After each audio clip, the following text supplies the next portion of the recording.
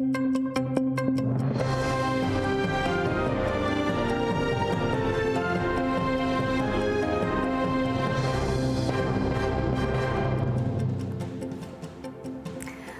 aleykum. ATR телеканалының yanında zaman bugün октябрьнің 16-сы студияда sizler için men Gülsüm Halilova çalışam. Кечкен кече Донбасста екі Украина аскері елек олды. Олардан бірі 36 яшындаки Полтаварлы Ярослава Никоненко. Ордының 101 бригадасында қызмет етеді. Оның бабасы да Донбасста елек олды. Шымды есе оның 13 яшындаки бір қызы қалды. Ярослава Никоненконы душман нишанчысы өлдірді. Да 5 Украина аскері бұл кече яраланды. Рус işgalчилері 23 кере позицияларымызға үжім етті. Олар Минск аңлашмалары ясақ еткен майнатыжы БМП-лерні қоланып Украина аскерлеріні бомбардыман етті. Бүгін енді сүкінет режимі Русияның өргітлері тарафындан 4 кере бұзылды. Золотеве Петривские янында арбейлер чекілігі не вақыт олажығы ақтанлашып оламадылар. Минскте кечірілген үш тарафлы контакт группасы отырышының бұл кібі нәтижесіні ОБСЕ мақсус темсілжісі Мартин Сайдик ачықлады. Малым олғаны кебі бұндан евелке көрішімде үш тараф арбейлерінің чекілігіні 7 октябрь күніне белгілеген еді. Ләкин Рус işgalчилері атешіні кесмеді, аксине да чоқлаштырды. Українська сторона чітко зазначила, таке розведення може відбутися тільки за умови дотримання семиденного режиму тиші на цих ділянках. Попри зобов'язання, зафіксоване мінськими угодами, незаконні формування ОРДЛО не відводять від лінії зіткнення важку артилерію. Натомість розміщують на передовій танки та міномети. Украина тарафы Минск аңлашмаларының сияси бөлігіні тек бір қат шарттан сон еріне кетірежегіні илиян етті. Шартлар сырасында ЛДНР өргітлерінің дағылмасы, атешінің екіленмесі, четел ордуларының чықмасы ве Украина-Русия сыңырында незаретінің ғайрыдан тікленмесідір. Украин саяси мобюсы Александр Шумков ачылық гребіні илиян етті. Білдіргеніне көре Русия мобуслеріні Украинаны тәқтет етмек үшін қолланы. Бұне берабер Русия писханелерінде саяси мобюслер үшін мақсус дешетлі шарайтлер яраталар. Рус омбудсмені есе шикетлерге құлақ асмай. Малым олғаны кебі Александр Шумков 2017 сентябрь айында ғайып олды. Бірқач вақыттан сон оны Бердянскның СИЗОсында таптылар. Махкеме Украинлена правый сектор тешкілятында иштирак еткенінде қабатлап 4 ел апиш жазасы үкіміні чықарды. Русияде бұл тешкілят екстремистик деп танылған. Я прийняв рішення з завтрашнього дня розпочати голодування з вимогою припинити шантаж з використанням нас, ув'язнених на перемовинах в мінському та нормандському форматі. І щоб нарешті російська омбудсмен зреагувала на мої листи та публічні заяви Денісової. Сподіваюсь, що мою позицію почують інші наші політв'язні в російських в'язницях та підтримують. Бірқач амелиатвия бір ай девамында кечірілген тедавиленувден сон сабық сессия мобюс Меденбекировна Феофания хастаханесінден чықардылар. Анда Русия аписінден сон тедавиленеді. Екемлер айтқанына көре реабилитация қиын ве девамлы олажақтыр. Енді Меденбекировна ортопедия ве травматология институтында тедавиленув беклей. Хастаханеден оны яқынлары ве достлары насыл қаршылады келіні серетейік. Бір қач амелият ве Феофания клиник хастаханесінде бір ай интенсив тедавилев. Огде ортопедия ве травматология институтында да бір қач тедавилев девры амелиятлар ве девамлы реабилитация. Экемлер айтқанына көре тест түзеленувны беклемек керек, мечунки сабық саяси мәбісте бір сыра сүрекли хасталықлар бар.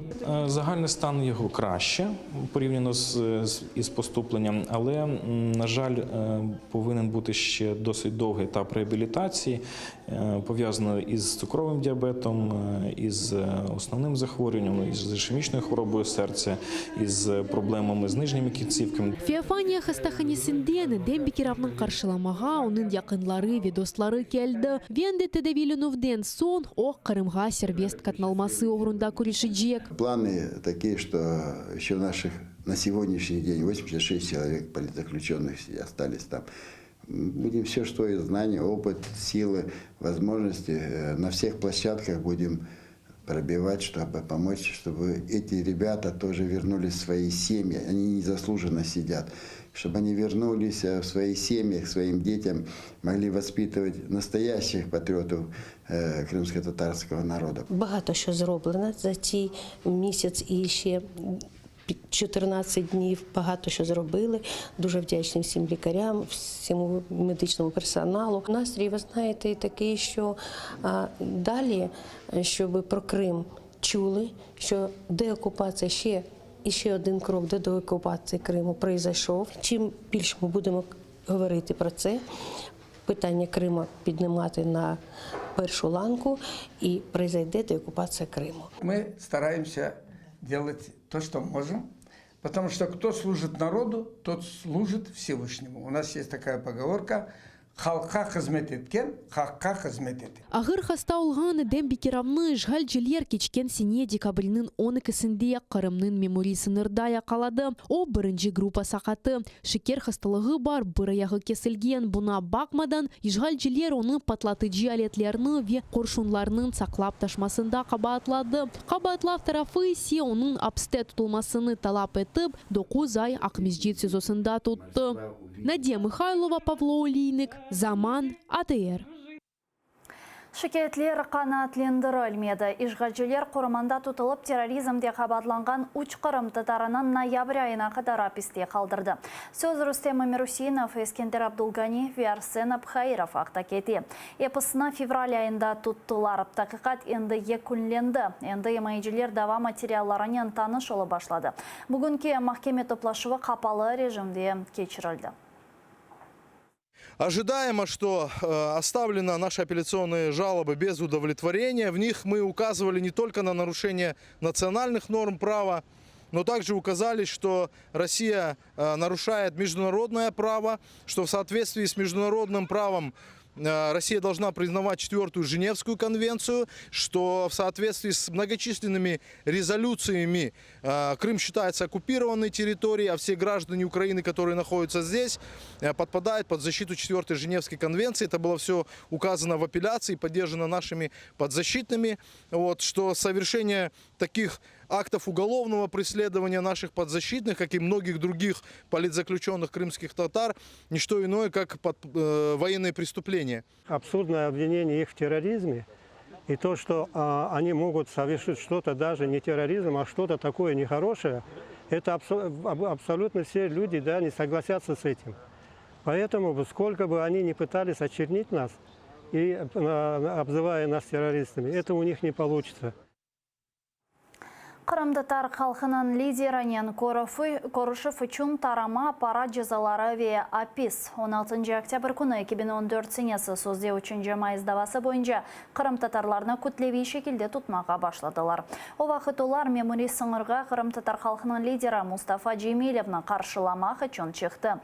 Ишғалжылер Джемилевге Қырымға кірішіні ясақ еткен еді. Юзлер жайынсаны се руслар құрған сыңырны кечіп лидерні қаршылады. Ярым ел кечкен сон 16 октябрь күні ишғалжылер Рустам Абдурахманов, Тайр Семедляев, Эдем Османов, Мусаб Керимов ве Эдем Ибулисовны тұтты. Ишғалжыя махкеме оларға 1 елдан 4 елға қадар фаразия пис жазасы үкіміні чықарды. Бұл инсанлар ишғалжы мақсус қызметлерінің басқынтысына ұғыраған ilk Қырым татарлары еді. Если оно все идет в русло направлено для нашего народа, для дальнейшей жизни здесь, для наших детей в Крыму, здесь жалеть ничего не надо. Я, допустим, если бы предложили бы опять, сказали бы, вот поедешь туда навстречу, я бы поехал бы. Разговор нет, я бы поехал бы, потому что Мустафа Джемилев – это наш лидер. Как не поехать навстречу к нему? Мешур Қырым татар ері «Эй гүзел Қырым» украин тілінде яңғырады. Ерні Қырымда украин тілі ве вокал ожасы Юлия Качуланың талебелері ижра етті. Ер үшін мақсус Ақмежи живарларында клип чықардылар. Уфуқта есе Ярамаданын мешур чатырдағы көріні. Қырым татар тілінден сөзлеріні Юлия Качуланың бабасы тәржіме етті. Киевден музыкантлар есе аранжировканен ярдым еттілер. Клипнің ичтимаи ағларда бинглер жинсан енді сейретмеге башлады. Згіралуш ти війну вітер, спогадом щемким. Впали сльози по стежках тих, бігав малим, не натішився тим раєм, чужині літа минають, туга серце моє крає, мій коханий Крим. Бушымдалек сонке хаберіміз еді. АТР телеканалының YouTube сайфесіне абоне олынасанда бойынжелерінің миқдары юзбенден зәйде олса Россия Роскомнадзоры бізлеріне блокыға алып олама жақве. Мені месекдешім сізлерінің шымды бұл студияда бүгін программасы иле қаршылап чешіт мевзуларда музакерелеріне юрсетежек. Сейретіңіз бір қач вақыттан соң көрішкенше.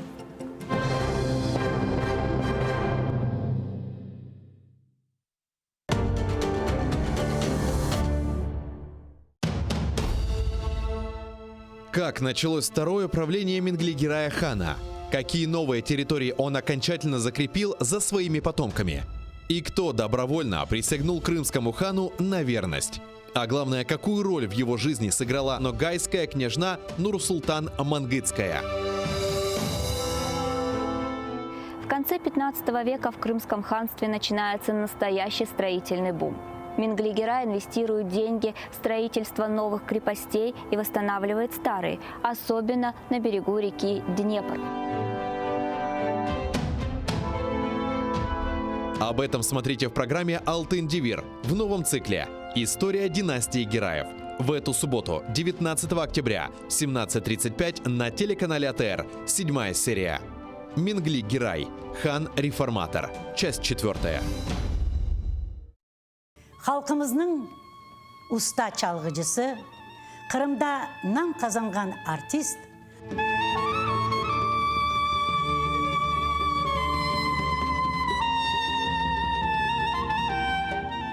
Sanat için can kuydeledi. Bizim halkımızın arasına bir acayip bir türkücü var idi bile. 18 Mayıs gecesinde prikaz okuldu. Bugünkü hikayemiz Alim Osmanov'a bağışlanan. Baksaray bizimdir da çevreci yüzümüdür. Akı seni sevdirin iki de kara gözünüdür. Baksaray bizimdir da çevreci yüzümüdür. Akı sana sevdirin iki kara gözünüdür. İnsaniyetlік, мераметлік ве ачық юрек бүгінгі яшайшымызда ең кереклі, ләкин кет-кете ең рас келген табиат чизгісідір. Ләкин бойлы инсанлар бар. Олар еш бір шеге бақмадан дайыма ярдымға келмеген азырдыр. Интернетте көресің, хаста бала чыға, сон яшлар чыға. И бет ажейсің оларны, сон волонтерлар айталар ма, айшетада ярдым етейік, айшетада ярдым етейік. Юректе бар бізде, ханымызда бар ярдым етме адамларға.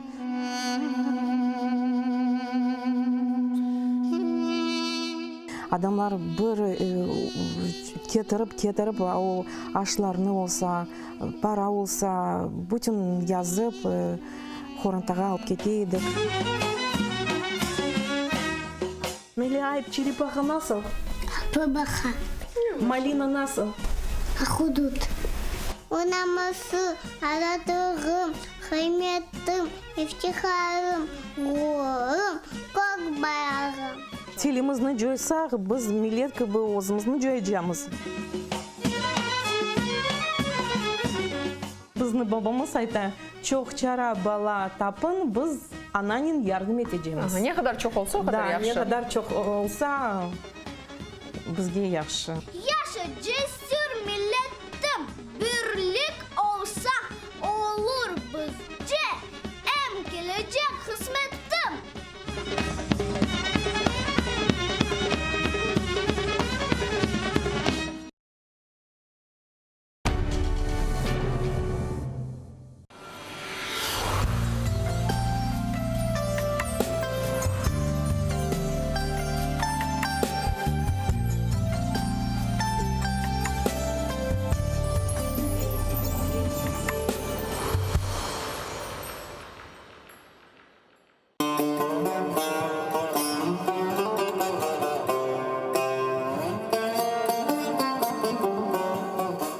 Enfes, Qırım tatar qavesi.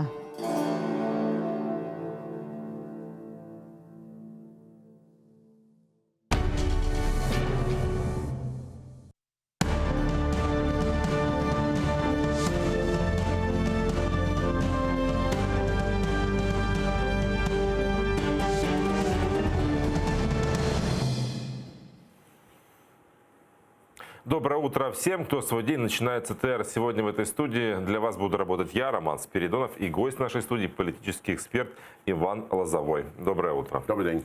А начнем мы с такой новости. Ни обмена пленными, ни разведения войск, ни возобновления социальных выплат жителям Ордло.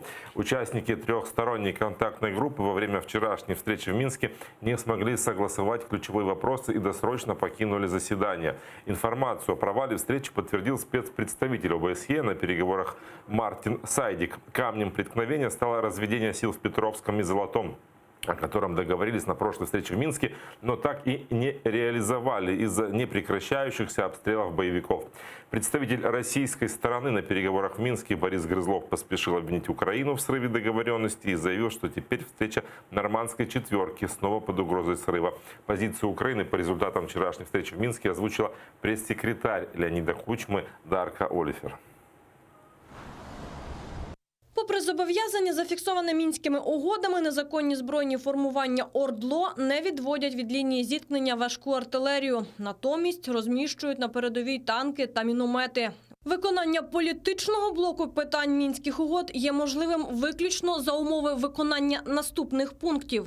Розпуск квазіугрупувань ЛДНР, повне припинення вогню, забезпечення ефективного моніторингу ОБСЄ на всій території України, виведення з території України збройних формувань, іноземних військ і військової техніки, розведення сил та засобів вздовж лінії зіткнення, забезпечення роботи Центральної виборчої комісії України, українських політичних партій, ЗМІ та іноземних спостерігачів, встановлення контролю за непідконтрольною Україні ділянкою українсько-російського кордону.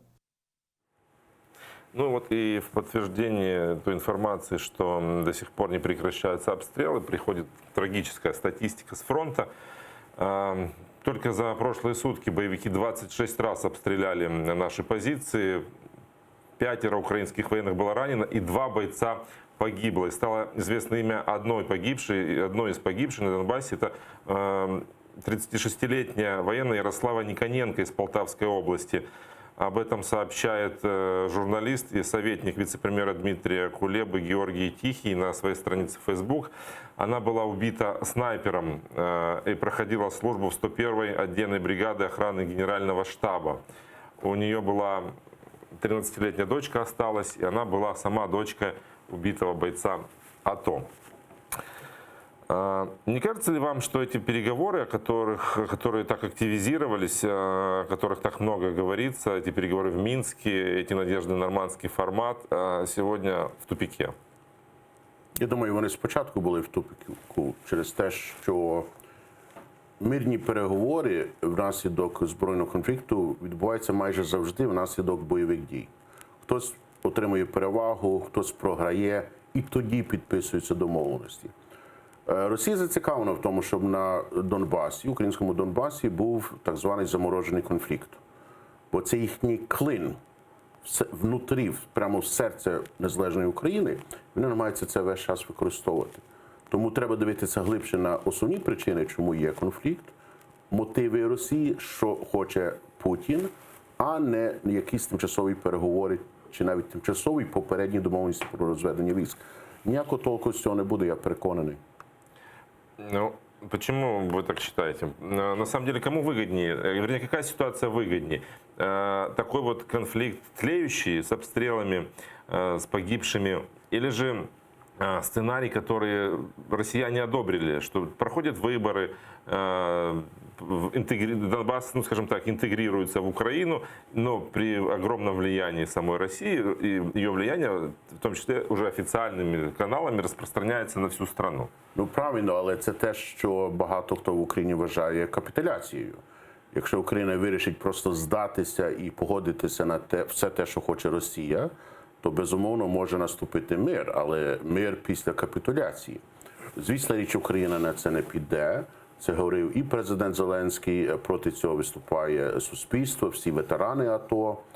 Тому цього не буде. І це означає, що цей тліючий заморожений конфлікт буде продовжуватися. Треба ніколи не забувати, що таких конфліктів Росія спричинила багато на території колишнього Радянського Союзу.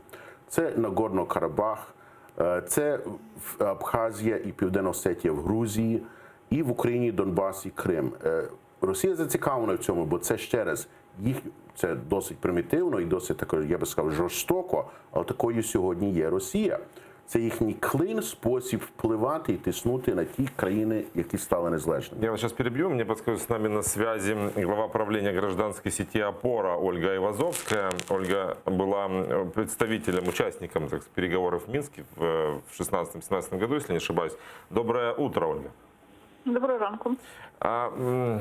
Можно поделиться вашими впечатлениями о прошедших вчера переговорах в Минске? Как вы оцениваете их результаты? Ну, знову ж таки, ми можемо аналізувати тільки те, що з'явилося в офіційних каналах в публічній площині. І якщо говорити про політичну підгрупу, особисто я не побачила жодної капітуляції чи нових якихось передісторій щодо того, як може бути проведено політичний етап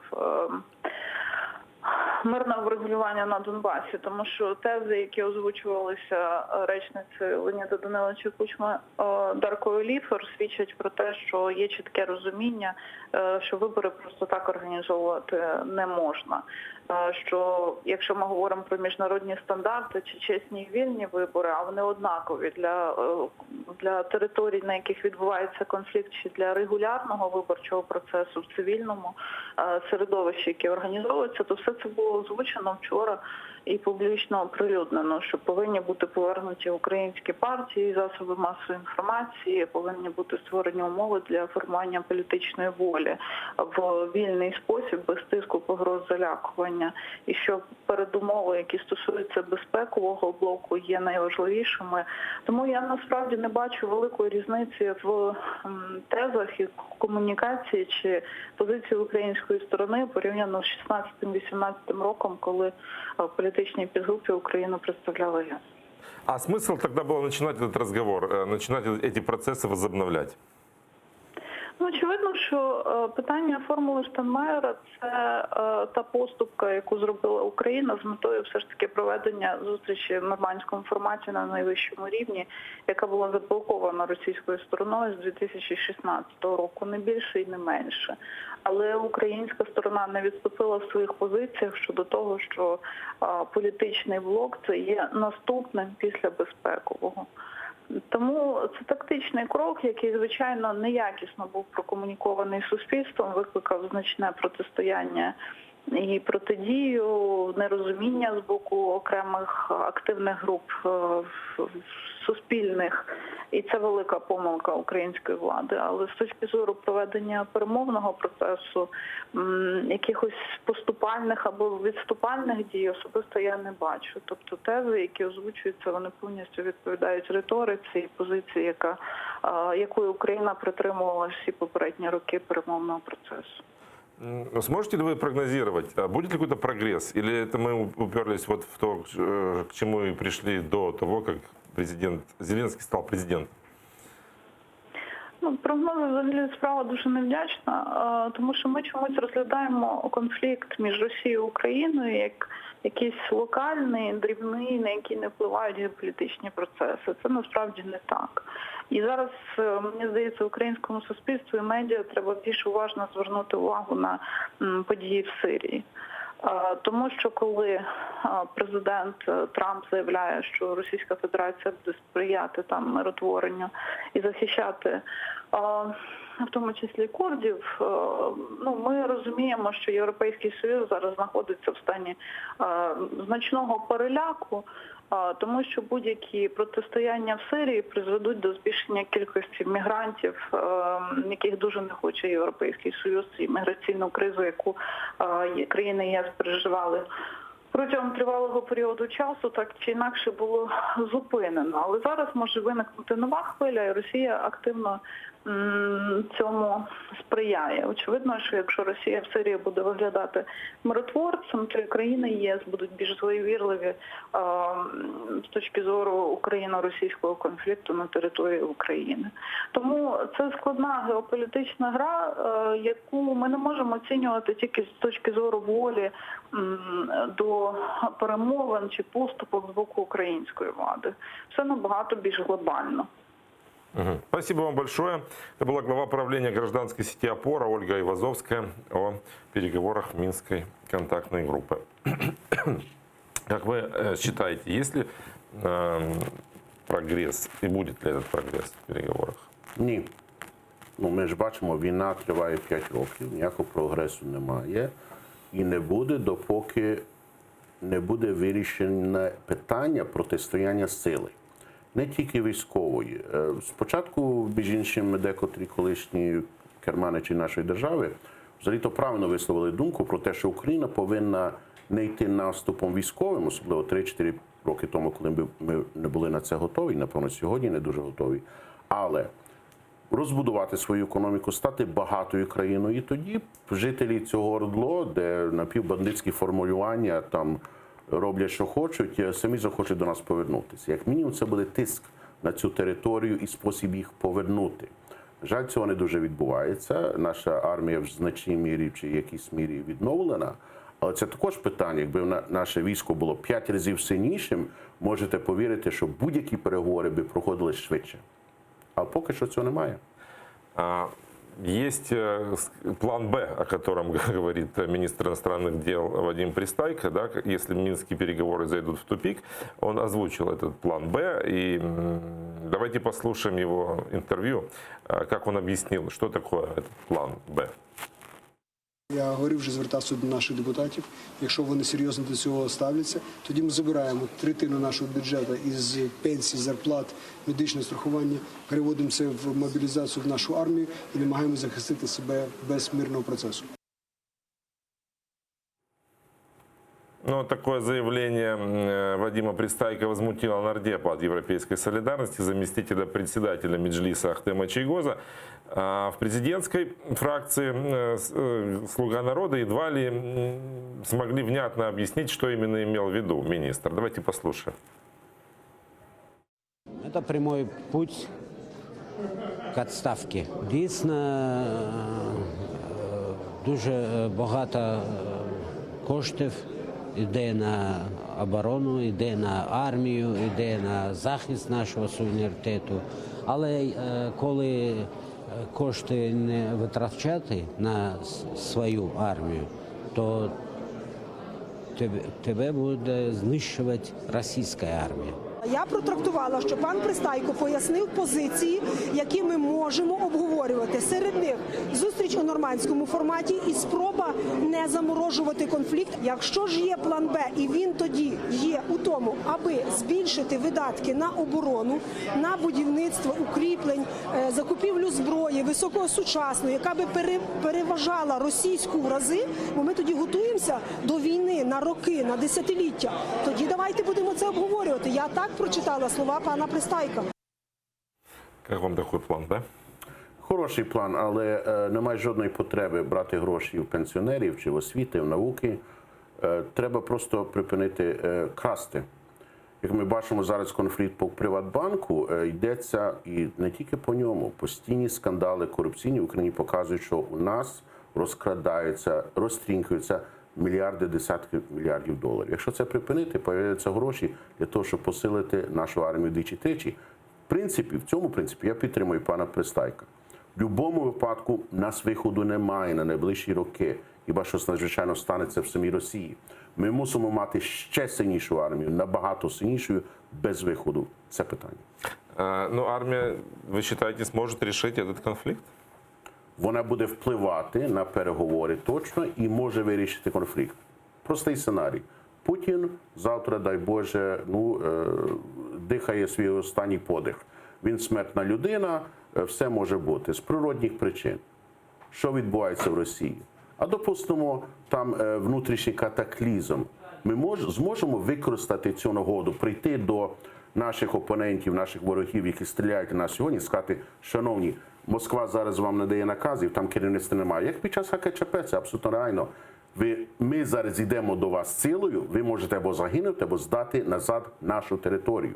Реальний сценарій, реальний. Коли він буде, я не знаю, бо це не від нас залежить, але треба до цього готуватися. В Золотое, вы знаете, поехали представители ветеранских организаций, ветераны АТО, Нацкорпус, чтобы не допустить разведения войск. Сейчас там находятся их представители. И они фиксируют ситуацию, связанную с так называемыми разведением, проверяют, наблюдают, есть ли обстрелы и когда отсчитывать эти 7 дней. Ну вот и сейчас с нами на связи пресс-секретарь Луганского представительства нацкорпуса Кирилл Гладков. Доброе утро. Доброе утро. Какая сейчас обстановка на фронте? Много ли там сейчас стреляют? Обстановка, смотрите, вчера, этой ночью были зафиксированы выстрелы из крупных калибров. Об этом сообщали наши, так скажем, друзья с ветеранского корпуса. В принципе, стреляют довольно часто. Не бывает практически ни одного дня, когда было бы зафиксирован режим тишины. Поэтому ситуация в Золотом остается напряженной, и пока что ни о каком, так скажем, перемирии речь не идет. А крупные калибры, это что вы имеете в виду? Стреляют с пулеметов, со 120-х, опять же, с слов тех ветеранов, которые находятся ближе к Золотому 4, которые непосредственно фиксируют эти порушения режима тишины. Какое настроение у участников акции? Готовы люди стоять там долго ли? И, какое развитие событий вы прогнозируете? Безусловно, боевое. Мы уже находимся здесь вторую неделю. Можно поделить условных участников акции на ветеранов, которые находятся в Золотом, и общественных активистов, которые помогают акции в стране блокпост. Вот непосредственно я представляю более общественное движение. Сейчас мы занимаемся гуманитарными и социальными вопросами в Золотом, то есть занимаемся вопросами поставления гуманитарной помощи в Золотое 4, материальной помощи в плане строительных материалов, теплых вещей.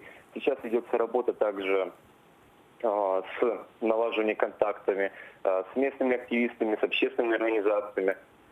Поэтому мы будем здесь до того момента, пока гуманитарная ситуация в Золотом не будет удовлетворительной. До того момента, пока Луганская областная військово-цивильная администрация не обратит внимание на те проблемы, которые существуют в Золотом на протяжении уже 5 лет. Поэтому настроение боевое, будем здесь находиться, будем помогать людям, будем защищать их, пока власть не даст конкретные ответы по формуле Штайнмайера, по разведению войск, пока ситуация не перестанет быть напряженной. В первые дни у вас были, скажем так, столкновения с нацполицией, с Национальной гвардией, с полицией. Как сейчас все происходит? Больше конфликтов с полицией я лично не наблюдал. Пока, в принципе, все спокойно. Мы взаимодействуем и с национальной полицией, и с военнослужащими, которые находятся сейчас на позициях в Золотом, с волонтерами. Так что пока все в норме, никаких обострений. Какие настроения у военных? Что еще раз? Какие настроения у военных? Готовы ли они выполнять приказ, если им прикажут отступать? У ветеранов или у... Нет, у действующей армии. Вы контактируете сейчас с теми, кто служит в зоне ООС? Да, мы контактируем. Непосредственно на камеру люди говорят о том, что формула Штайнмайера – это путь, правда, непонятный путь к наступлению мира в Украине. Однако при приватном диалоге все прекрасно понимают, что это не вариант, что это сдача национальных интересов, что это отход к неудобным позициям. И это не приведет ни к какому миру, а лишь мы отдадим территорию Золотого 4 и обострим ситуацию на фронте. В публичном поле, опять же, военнослужащие говорят о том, что если приказ отступить будет дан, они отступят. Но как будет на самом деле, мне трудно сказать, потому что люди, как правило, исполняют приказ, это люди военного дела. Что касается ветеранов, они также находятся здесь, они будут занимать позиции ВСУ в случае, если войска отойдут, как это было ранее заявлено Андреем Белецким. Спасибо вам большое. Это был пресс-секретарь Луганского представительства Национального корпуса Кирилл Гладков. Давайте попробуем смоделировать ситуацию. Вот остается Золотое, там Золотое 4, где живут люди. Да, наши войска, они же и так не стоят в городе, да, насколько они стоят на позициях рядом, они отходят еще на несколько километров. Ситуация в самом городе, в принципе, меняется или нет? Туда же обещает зайти Национальная гвардия и контролировать ситуацию. Может быть, не все так критично, как об этом говорят представители Нацкорпуса? Можливо, я з вами згоден, що можливо ситуація не така критична, але що тут, на мою думку, важливо, є дуже добрий чинник, що суспільство дуже уважно стежить. Одне мале село Золоте, і вся Україна дивиться на нього, піклується про людей, які там знаходяться, і ніхто не хоче відступу в принципі. Хоча формально це може бути потрібно в процесі переговорів, я не прихильник такої думки, але мене дуже підбадьорює те, що люди настроєні, люди перше їдуть туди, волонтери, Нацкорпус, інші організації для того, щоб захищати людей. Треба не забувати, що все ж таки російську навалу зупинили добровольці в 2014 році, коли у нас армії не було. І це є певне застереження до сьогоднішньої влади, що якщо не прямим учасником переговорів, то десь там за кулісами учасником переговорів є суспільство, є ветерани АТО, є люди, які дбають про те, що відбувається на Сході. Оце, що найважливіше для мене. Я думаю, що від того, що я бачу, президент Зеленський сприйняв цей меседж від суспільства, і вже, я думаю, я досить впевнений, що, слава Богу, ніякого котла, чи, не дай Боже, віддачу нашого мирного населення на пота, фактично в руки терористам не відбудеться. А вы думаете, что добровольческое движение на сегодня на таком этапе, что оно готово заменить нашу армию? Добровольний рух – це дуже цікавий феномен. Мені телефонував науковець Америки, американець, який досліджує це питання, і для нього це не зовсім зрозуміло, як без структури, без організації люди пішли на фронт, організувалися, самоорганізувалися фактично для того, щоб зупинити спецназ російський і так далі. Цей рух зараз, його не видно, але я впевнений, що люди у формі, які пам'ятають ті часи, які зараз служать офіцери, керманичі наших Збройних сил, добре знають, що цей рух зараз потужніший, ніж він був у 2014 році. Треба не забувати, що багато людей до добровольчого руху приєдналися пізніше, не, як я, скажімо, коротко, в травні 2014-го, а вже восени, навіть у 2015 році. Всі ці люди, які пройшли цей вогонь, вони, і потенційно я, готові завтра поїхати, як ми тоді зробили, на фронт, щоб захищати себе, свою країну. І це вже не десятки тисяч, це вже, я думаю, сотні тисяч людей. Вся эта история связана с разведением, с подписанием формулы Штайнмайера, первых там протестов против капитуляции, понедельничного вечера на Майдане. Рейтинг президента Владимира Зеленского упал на 7%. Вместо 73, с которыми он победил, на выборах теперь у него 66. Об этом свидетельствуют результаты опроса Киевского международного института социологии. Изначально невысокий рейтинг доверия и новому премьеру Алексею Гончаруку снизился на 7 пунктов. Его действия одобряют лишь 10% украинцев.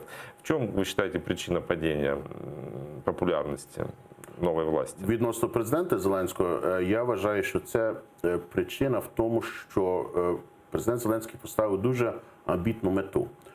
В соцопитуваннях постійно те, що найбільше турбує людей, це війна. В основному.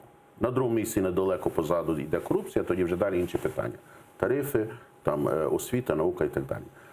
І президент Зеленський взявся для того, щоб не тільки, я так зрозумів, я сприймаю це як дуже позитивно, він взявся за це питання війни, саме тому, що це те, що на першому місці серед суспільства. Але мені здається, в мене враження таке, що президент Зеленський і його команда не розуміють, що це питання не можна вирішувати зараз. Ні переговорами, ні формулами, ні на фронті, відступом чи відведенням військ. І тому те, що він зараз застряв, були якісь ініціативи, якісь не зовсім зрозуміли, я погоджуюся з пані Айвазовською, що комунікації з боку фактично команди президента досить фактично слабенька поки що. Суспільство не зрозуміло, що відбувається. Те, що відбувалося, не справилося, не працює воно. Одні то відводять, то не відводять, то не пояснили, чому відводити, що це дасть. формула Штайнмайєра, взагалі це є дійсно капітуляція. Якщо просто піти на вибори, навіть при всіх тих умовах, які озвучуються, це є капітуляція, тому що будуть голосувати терористи під дулею, прихованим дулами автоматів, там в під'їздах, будинках, на окупованих територіях, які можуть бути там результати виборів на сьогодні, чи за місяць, чи за 3. Там вибори неможливі в цих умовах, їх треба кардинально змінити. І все це, те, я би сказав, таке незграбне, чи навіть, я би сказав, непрофесійний підхід до цього питання, дуже важко, фактично неможливо для вирішення сьогодні, президент Зеленського. Це вже видно суспільству, вже пройшли кілька тижнів після того, як він взявся за питання, переговори різні велися, і він отримає відповідний ефект в соцопитуваннях. І це правильно і природно. Треба, з іншого боку, не забувати, що рейтинг 67% для сидячого президента – це дуже високо. Ну, популярность его по-прежнему, да, высока. А так, а что делать, если он уже ввязался в эту историю? Я не знаю. Я, слава Богу, не один із зрадників президента. З точки зору комунікації, я думаю, йому було б правильно зараз підхопити ініціативу, я би сказав, такого, ми говорили про добровольчий рух, я би сказав, підхопити патріотичний рух. Тобто зараз заявити, щось такого зробити, що покаже, що він президент України, який не йде на компроміси, що він жорстку позицію займає в інтересах, національних інтересах держави. Ну, наприклад, я тут же в вашій студії озвучував ідею наполягати, підняти питання, наполягати на тому, що всі вимушені переселенці з окупованих територій матимуть повне і забезпечене право повернутися до своїх домівок і брати участь у голосуванні або голосувати, де вони зараз знаходяться.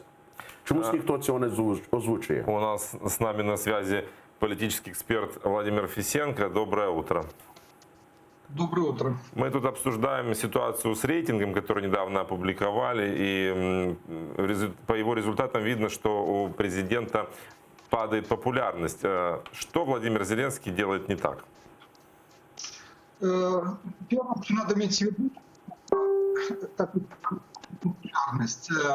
Я бы сказал так, просто заканчивается медовый месяц. Это неизбежный, закономерный процесс, который происходил у всех президентов Украины и который происходит в похожих формах у других руководителей стран. Например, у Трампа было нечто подобное, у Макрона. Это неизбежный процесс. Наивысшие рейтинги в медовый месяц. Первые несколько месяцев пребывания у власти. Потом неизбежно начинается эмоциональное остывание. Это не падение популярности, это эмоциональное остывание. Уходит послевыборная эйфория, рассеиваются завышенные предвыборные ожидания, отношение к новому главе государства становится более рациональным.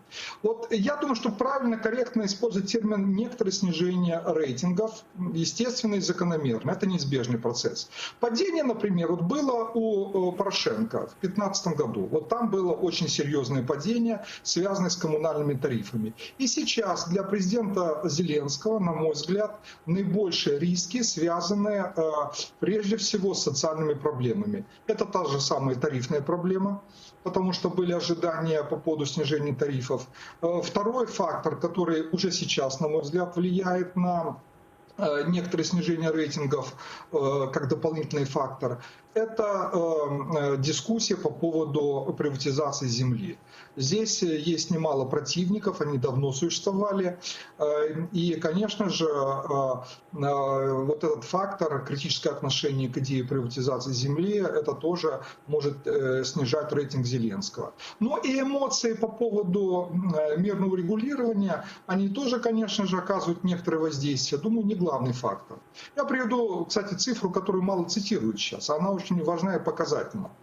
Акции протеста против плана Зеленского по регулированию конфликта на Донбассе поддерживает только 26% наших граждан. 26%. 41% относятся критично к этому.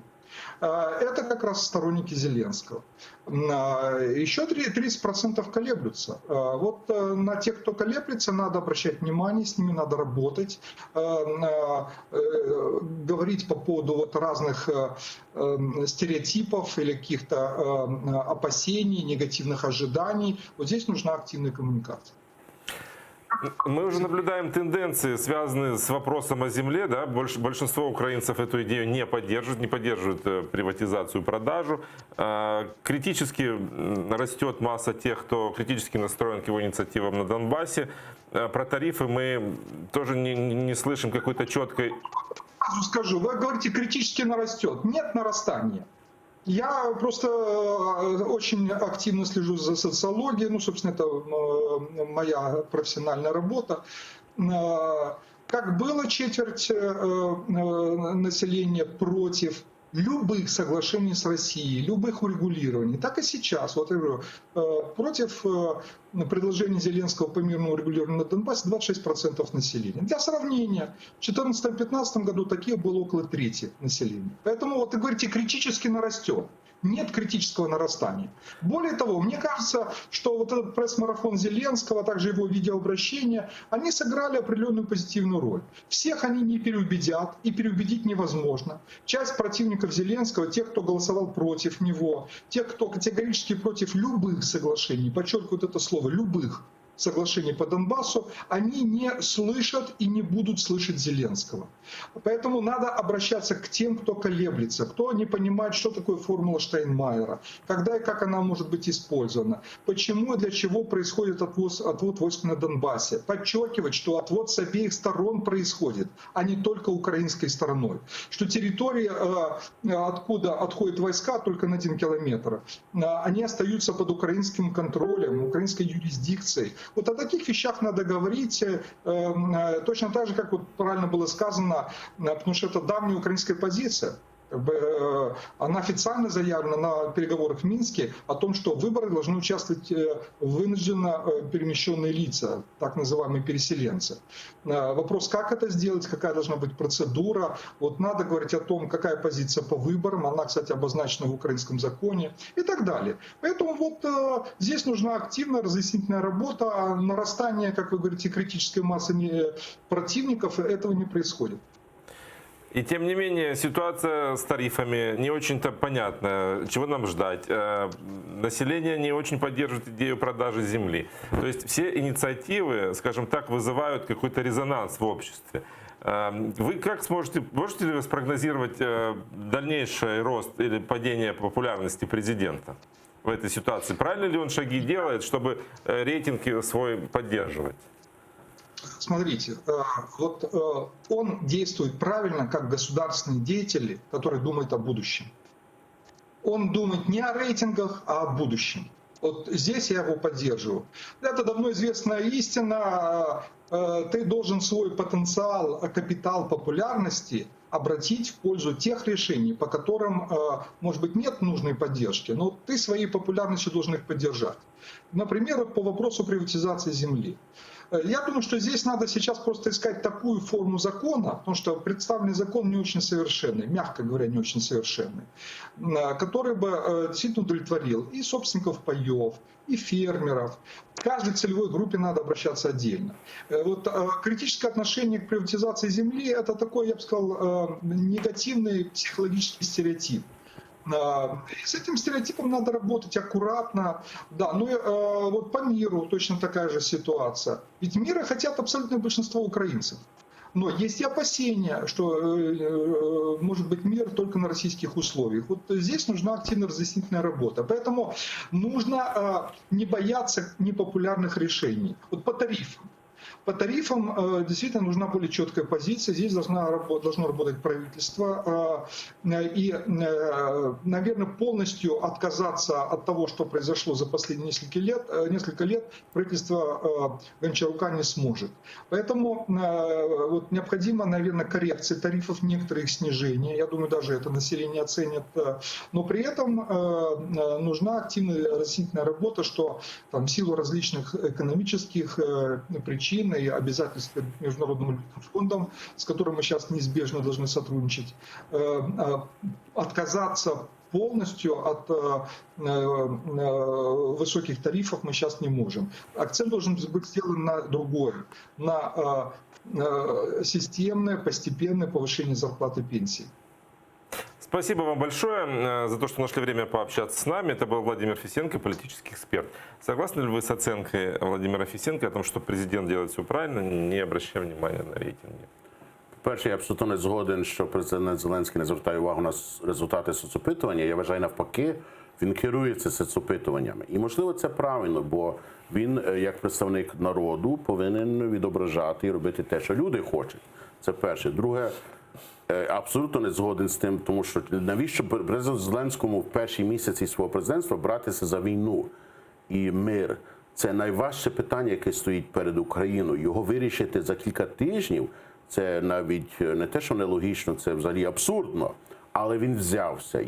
І моє пояснення в тому, що президент Зеленський і його команда дивляться дуже прискіпливо на результати соцопитування, на свої рейтинги. І з одного боку це правильно, але з іншого боку треба працювати системно і підготовлено. Не можна бігти, підписувати якусь формулу Штайнмайєра, яка не згадує про право переселенців.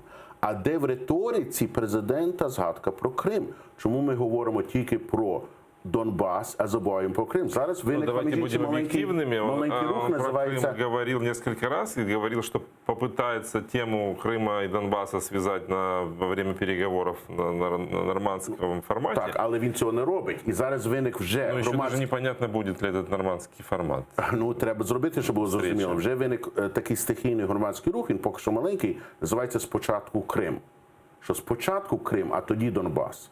І це дуже важливо, бо Україна вже в якійсь мірі. Безумовно, Зеленський заспокоює суспільство, я про Крим не забув і так далі. Але де його дії на міжнародній арені? Їх немає. Нехай його люди сядуть. Це не важко. Складуть план, свою формулу Зеленського відносно Криму. Виступлять з цією ініціативою не з метою, щоб вона реалізувалася.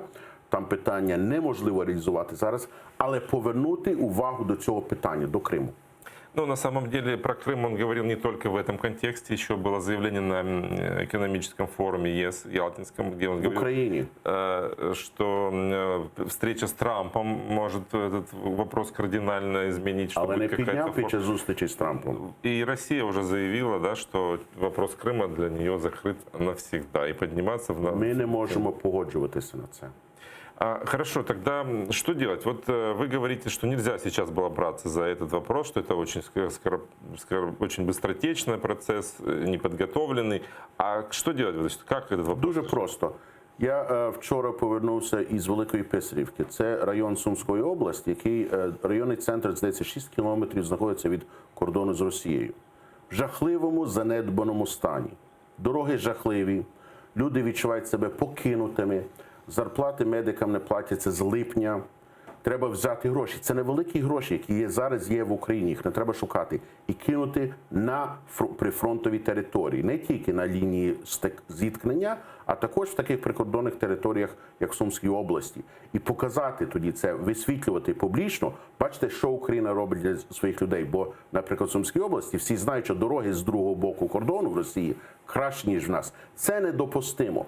Це було раніше, це зараз, це не може продовжуватися. Це був дуже позитивний крок, я впевнений, він суспільством дуже позитивно прийнявся. Його можна швидко робити, а між часом вже треба сісти і розробляти більш довготривалу стратегію відносно Донбасу, Криму і війни. Быстро это насколько быстро? Это же не 1 год. Ну, хорошо, погасить задолженность по зарплате медикам.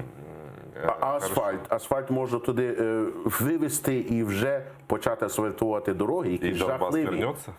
Ні, але ми покажемо там, при прифронтових територіях, прикордонних територіях, що в Україні краще, ніж там.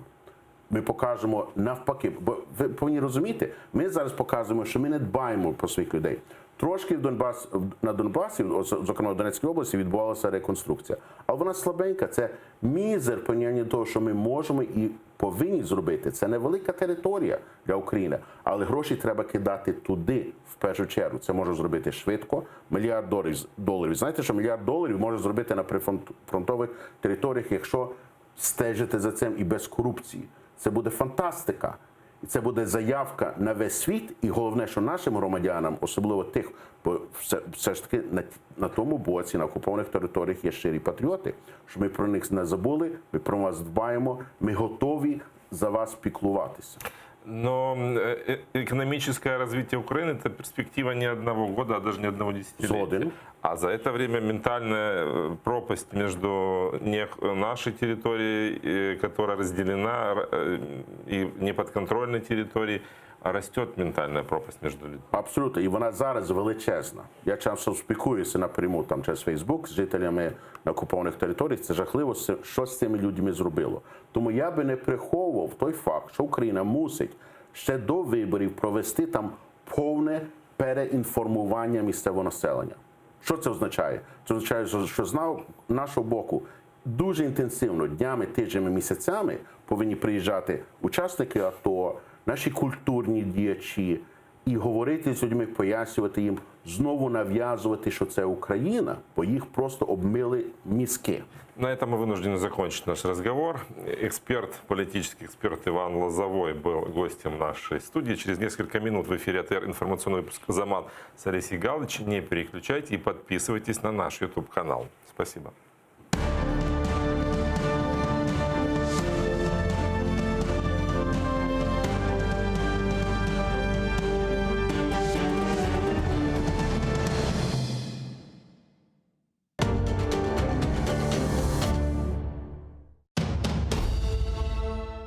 Как началось второе правление Менглигерая хана?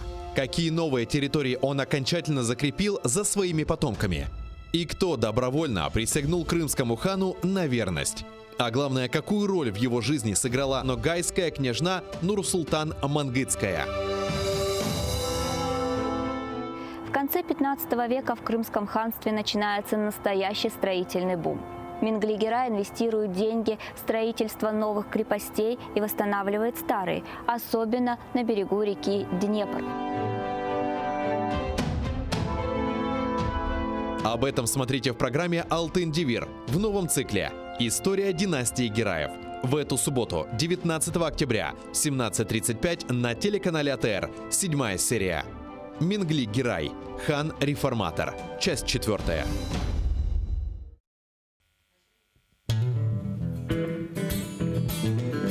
Українська музика багата на колоритні пісні. Знайомство з унікальним гуртом «Сонячна машина», учасники якого є авторами, виконавцями та мультиінструменталістами.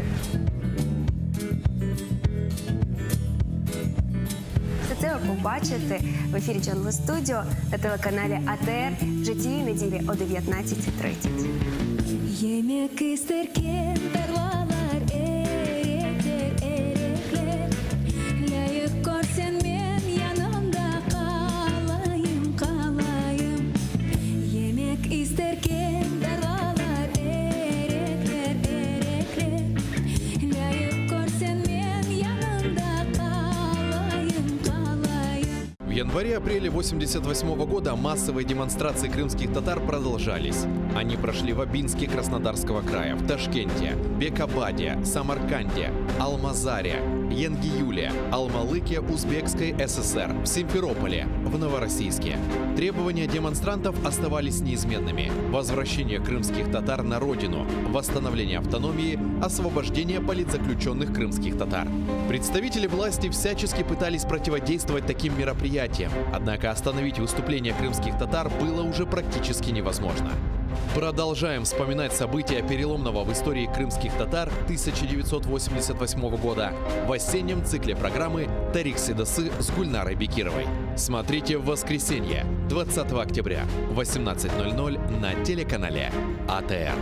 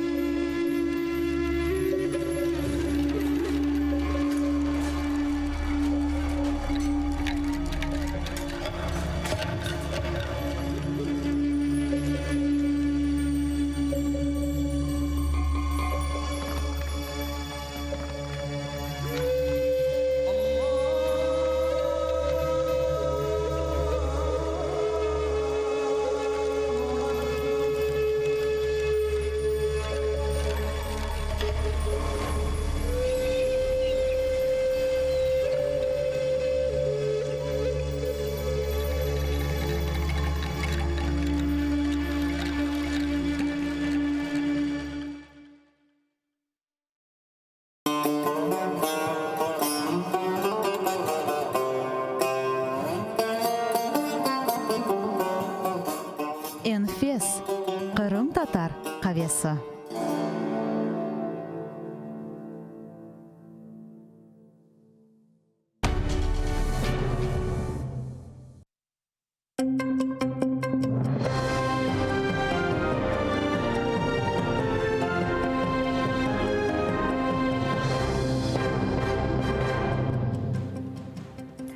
Середа, 16 жовтня, 2064 день окупації Криму Росією.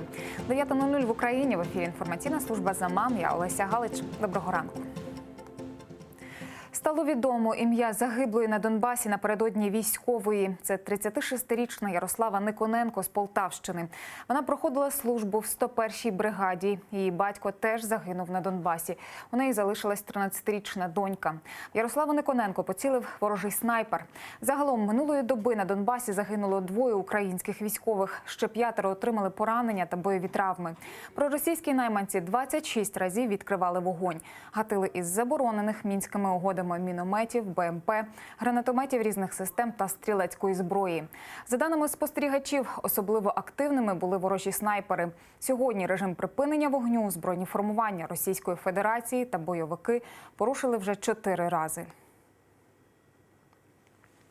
Про нову дату розведення сил поблизу Золотого та Петрівського домовитися не вдалося. Про це за підсумками засідання тристоронньої контактної групи у Мінську заявив спецпредставник ОБСЄ Мартін Сайдік. Нагадаю, під час попередньої зустрічі розведення сил у цих районах було призначене на 7 жовтня. Втім, проросійські бойовики обстріли не припинили. Більше того, їх кількість різко збільшилася. Українська сторона чітко зазначила, таке розведення може відбутися тільки за умови дотримання 7-денного режиму тиші на цих ділянках. Попри зобов'язання, зафіксоване мінськими угодами, незаконні формування ОРДЛО не відводять від лінії зіткнення важку артилерію. Натомість розміщують на передовій танки та міномети. Українська сторона наголосила, виконання політичного блоку Мінських угод можливо лише за низки умов. Серед них розпуск квазіугрупувань ЛДНР, повне припинення вогню, виведення іноземних військ та відновлення контролю на українсько-російському кордоні. Наступна зустріч контактної групи відбудеться 29 жовтня. Український політв'язень Олександр Шумков оголосив голодування. Він заявив, що Росія використовує бранців для шантажу України.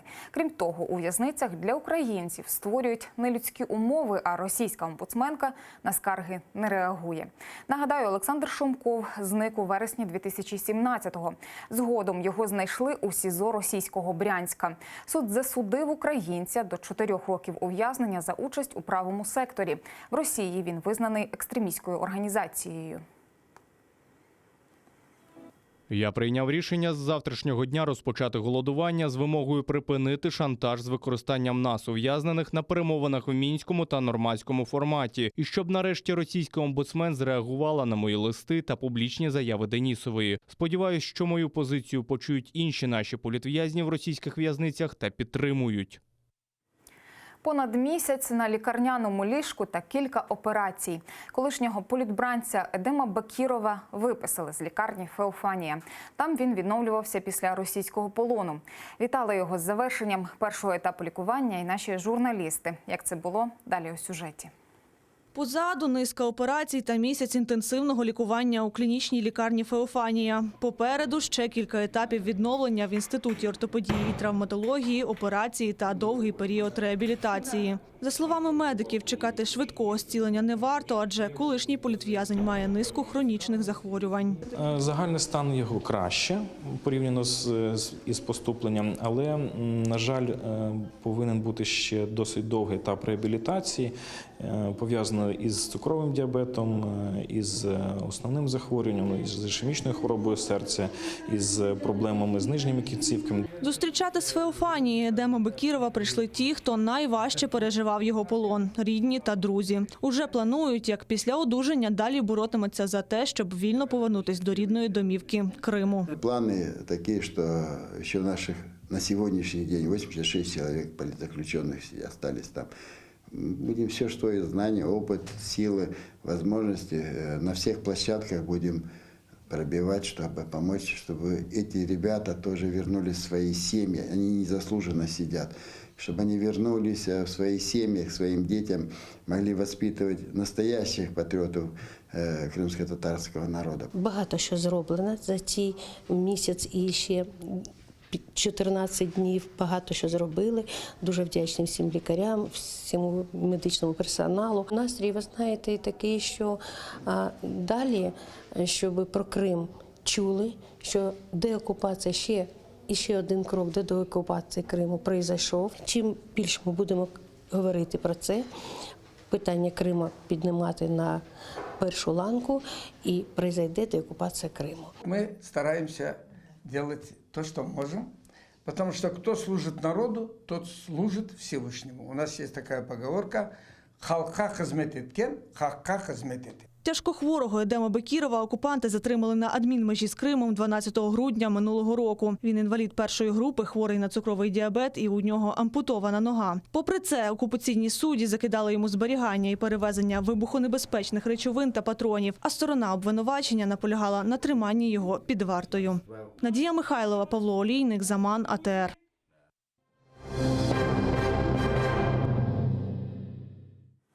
Лукавий коментар СБУ. Так слова речниці відомства Олени Гітлянської назвав голова Меджлісу Рефат Чубаров. Її коментар стосувався візиту у Київ російського пропагандиста Бориса Корчевнікова, який раніше відвідував захоплений Крим.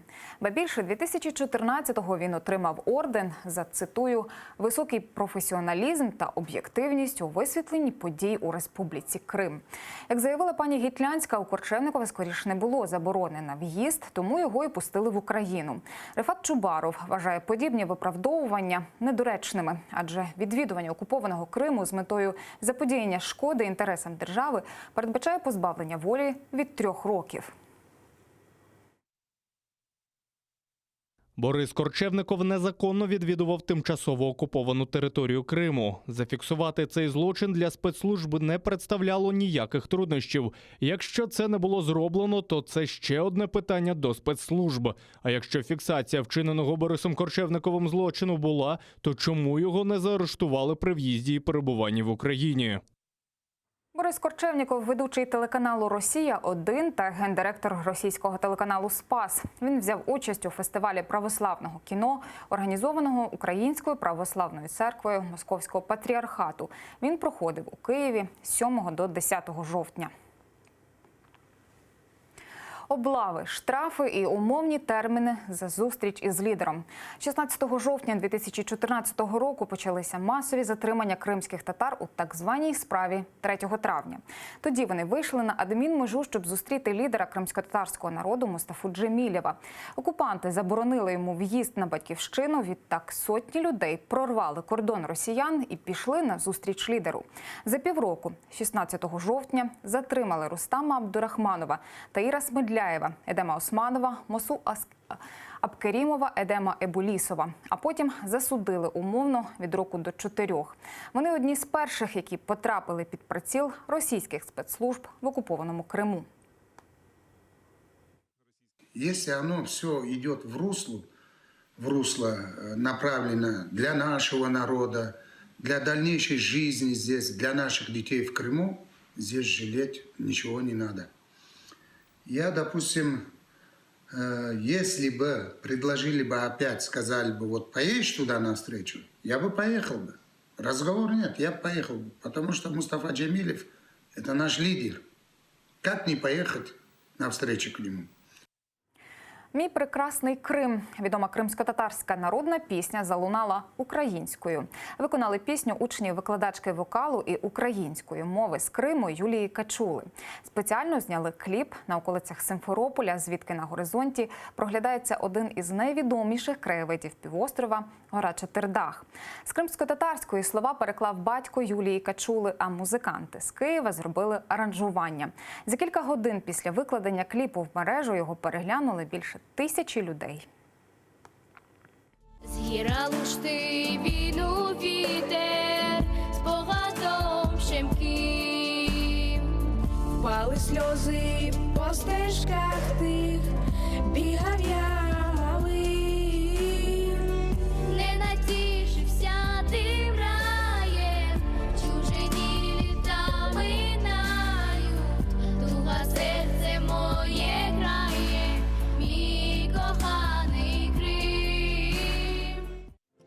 На цю мить у мене все. За кілька хвилин інформаційний ранок на АТР продовжить Роман Спірідонов. Більше новин шукайте на сайті ATR.ua, а найцікавіші епізоди ефірів на нашій YouTube-сторінці. Підписуйтесь, не давайте Роскомнагляду шансів блокувати нас в YouTube. Гарних вам новин і побачимося о півдні.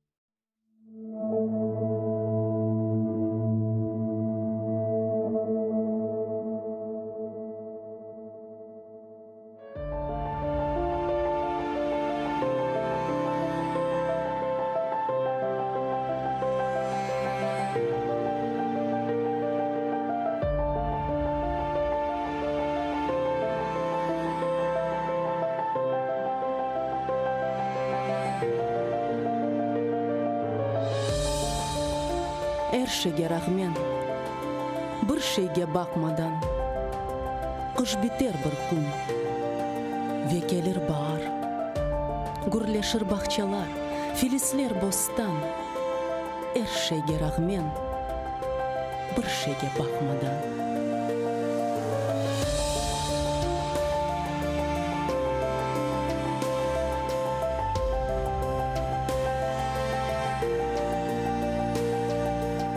Сачылған ұрлықтан гүл чечек ачар.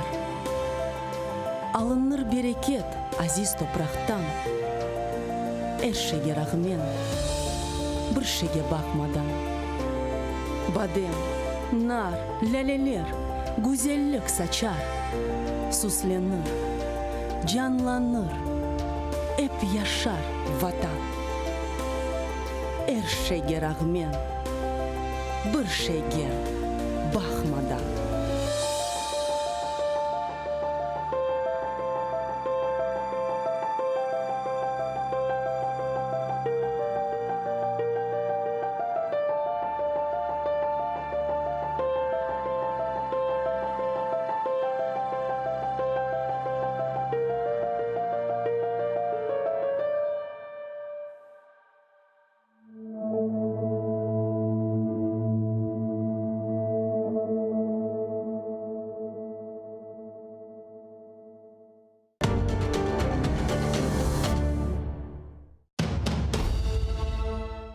Как началось второе правление Менглигерая хана?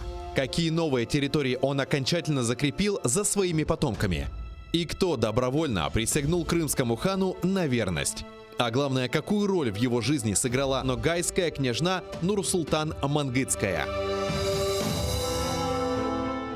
В конце 15 века в Крымском ханстве начинается настоящий строительный бум. Менглигерай инвестирует деньги в строительство новых крепостей и восстанавливает старые, особенно на берегу реки Днепр. Об этом смотрите в программе «Алтын Девир» в новом цикле «История династии Гераев». В эту субботу, 19 октября, в 17:35 на телеканале АТР, 7-я серия. Менглигерай. Хан-реформатор. Часть 4.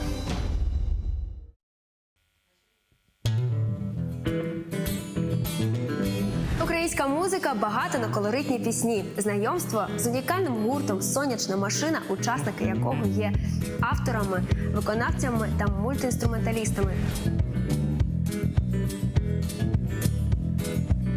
Все це ви побачите в ефірі Джангл Студіо на телеканалі АТР вже цієї неділі о 19:30. Yemek isterken tarlalar erekler erekler.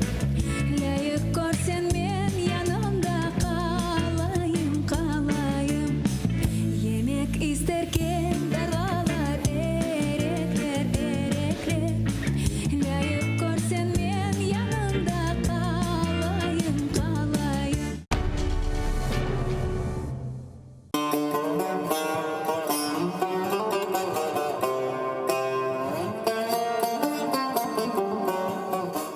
Enfes, Qırım tatar qavesi.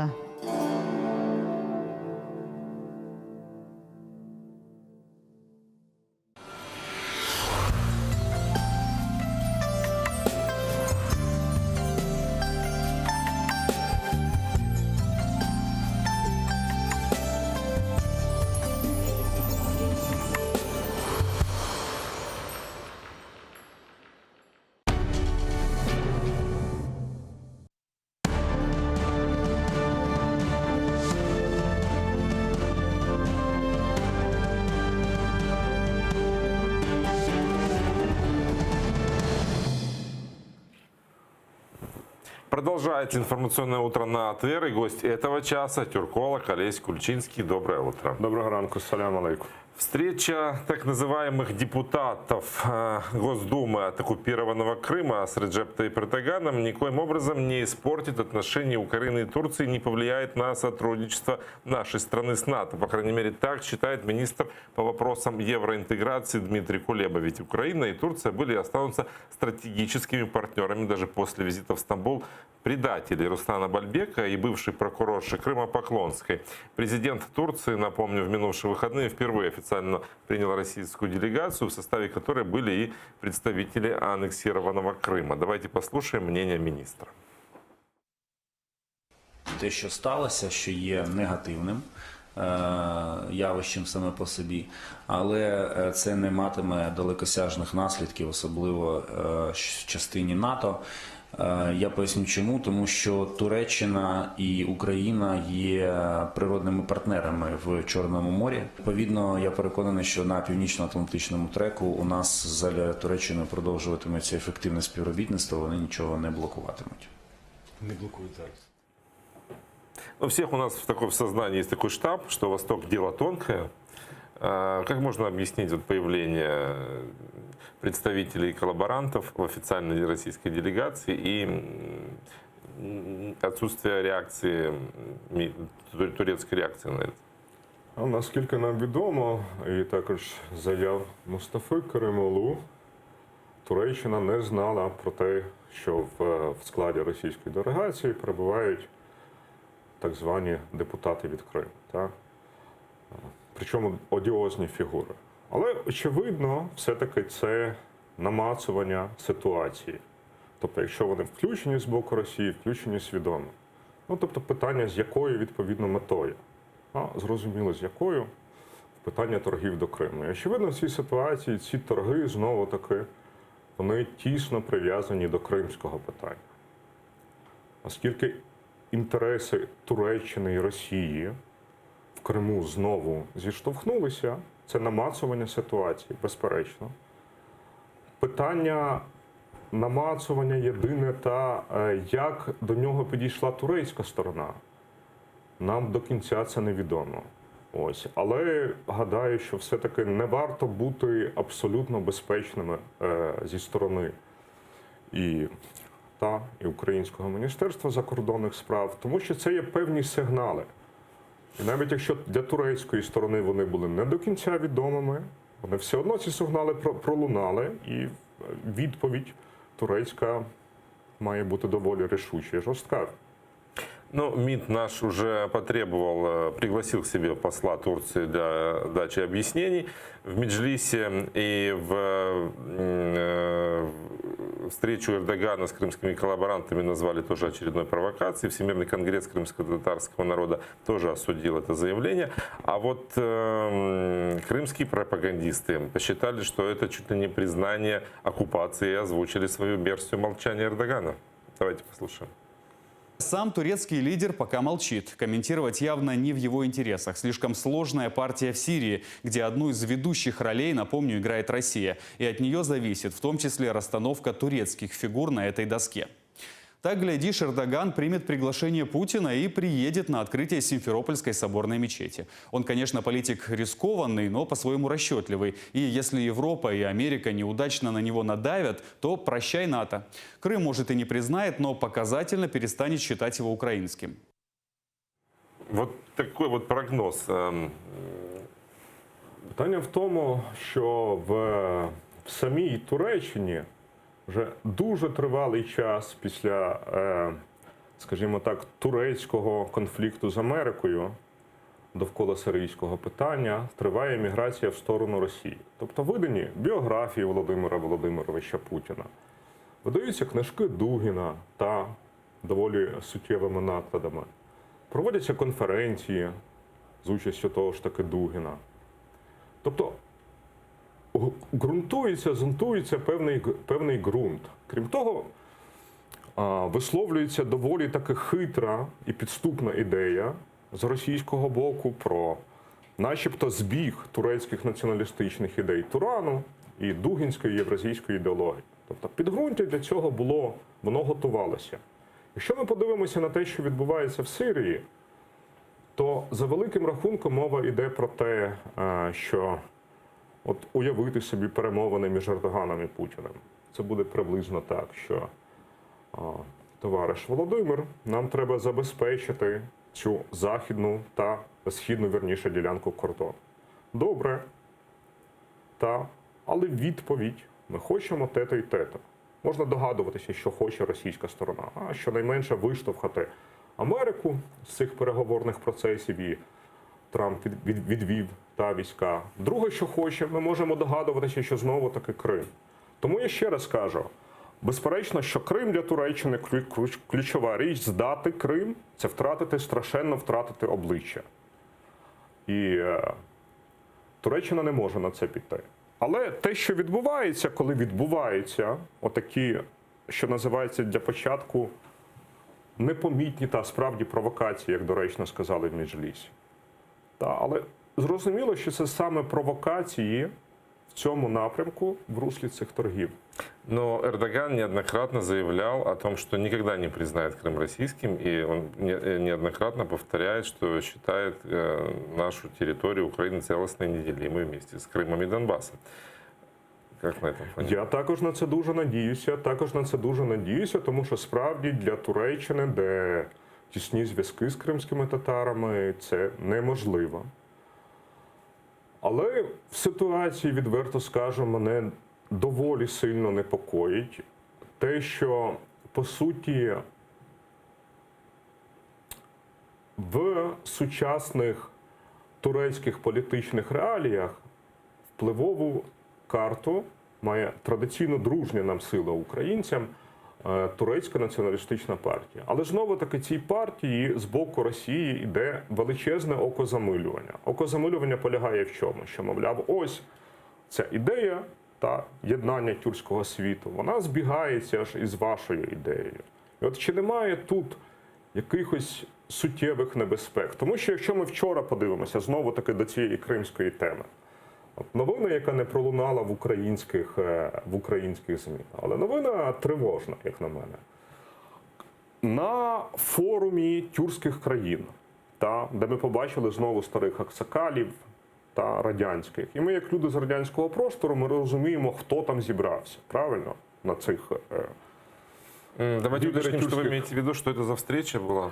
Дивіться, іде мова, навіть в інтернеті з'явилася така мапа, де розподіл країн реакцій на ситуацію в Туреччині. Хто підтримує, хто радикально там європейський, хто тримає на нейтралітет. Цікаво. І от всі тюркські країни вчора зустрілися, лідери та основних центральноазіатських, Туреччина зустрілися вчора в Баку. І висловили суттєву підтримку Ердоганові щодо сирійського питання. Безперечно, для Туреччини це радість, це мрія про цей шлейф Турану, про об'єднання. Але ми то добре знаємо, хто стоїть за лідерами центральноазійських держав, як вихідці з радянського простору. Хто стоїть за цими старими аксакалами і так далі, або навіть за очільниками там молодих. Тобто, коли оце кримське питання, візит Поклонської, це якийсь дуже маленький, дрібненький крок. Дуже маленький, дрібненький.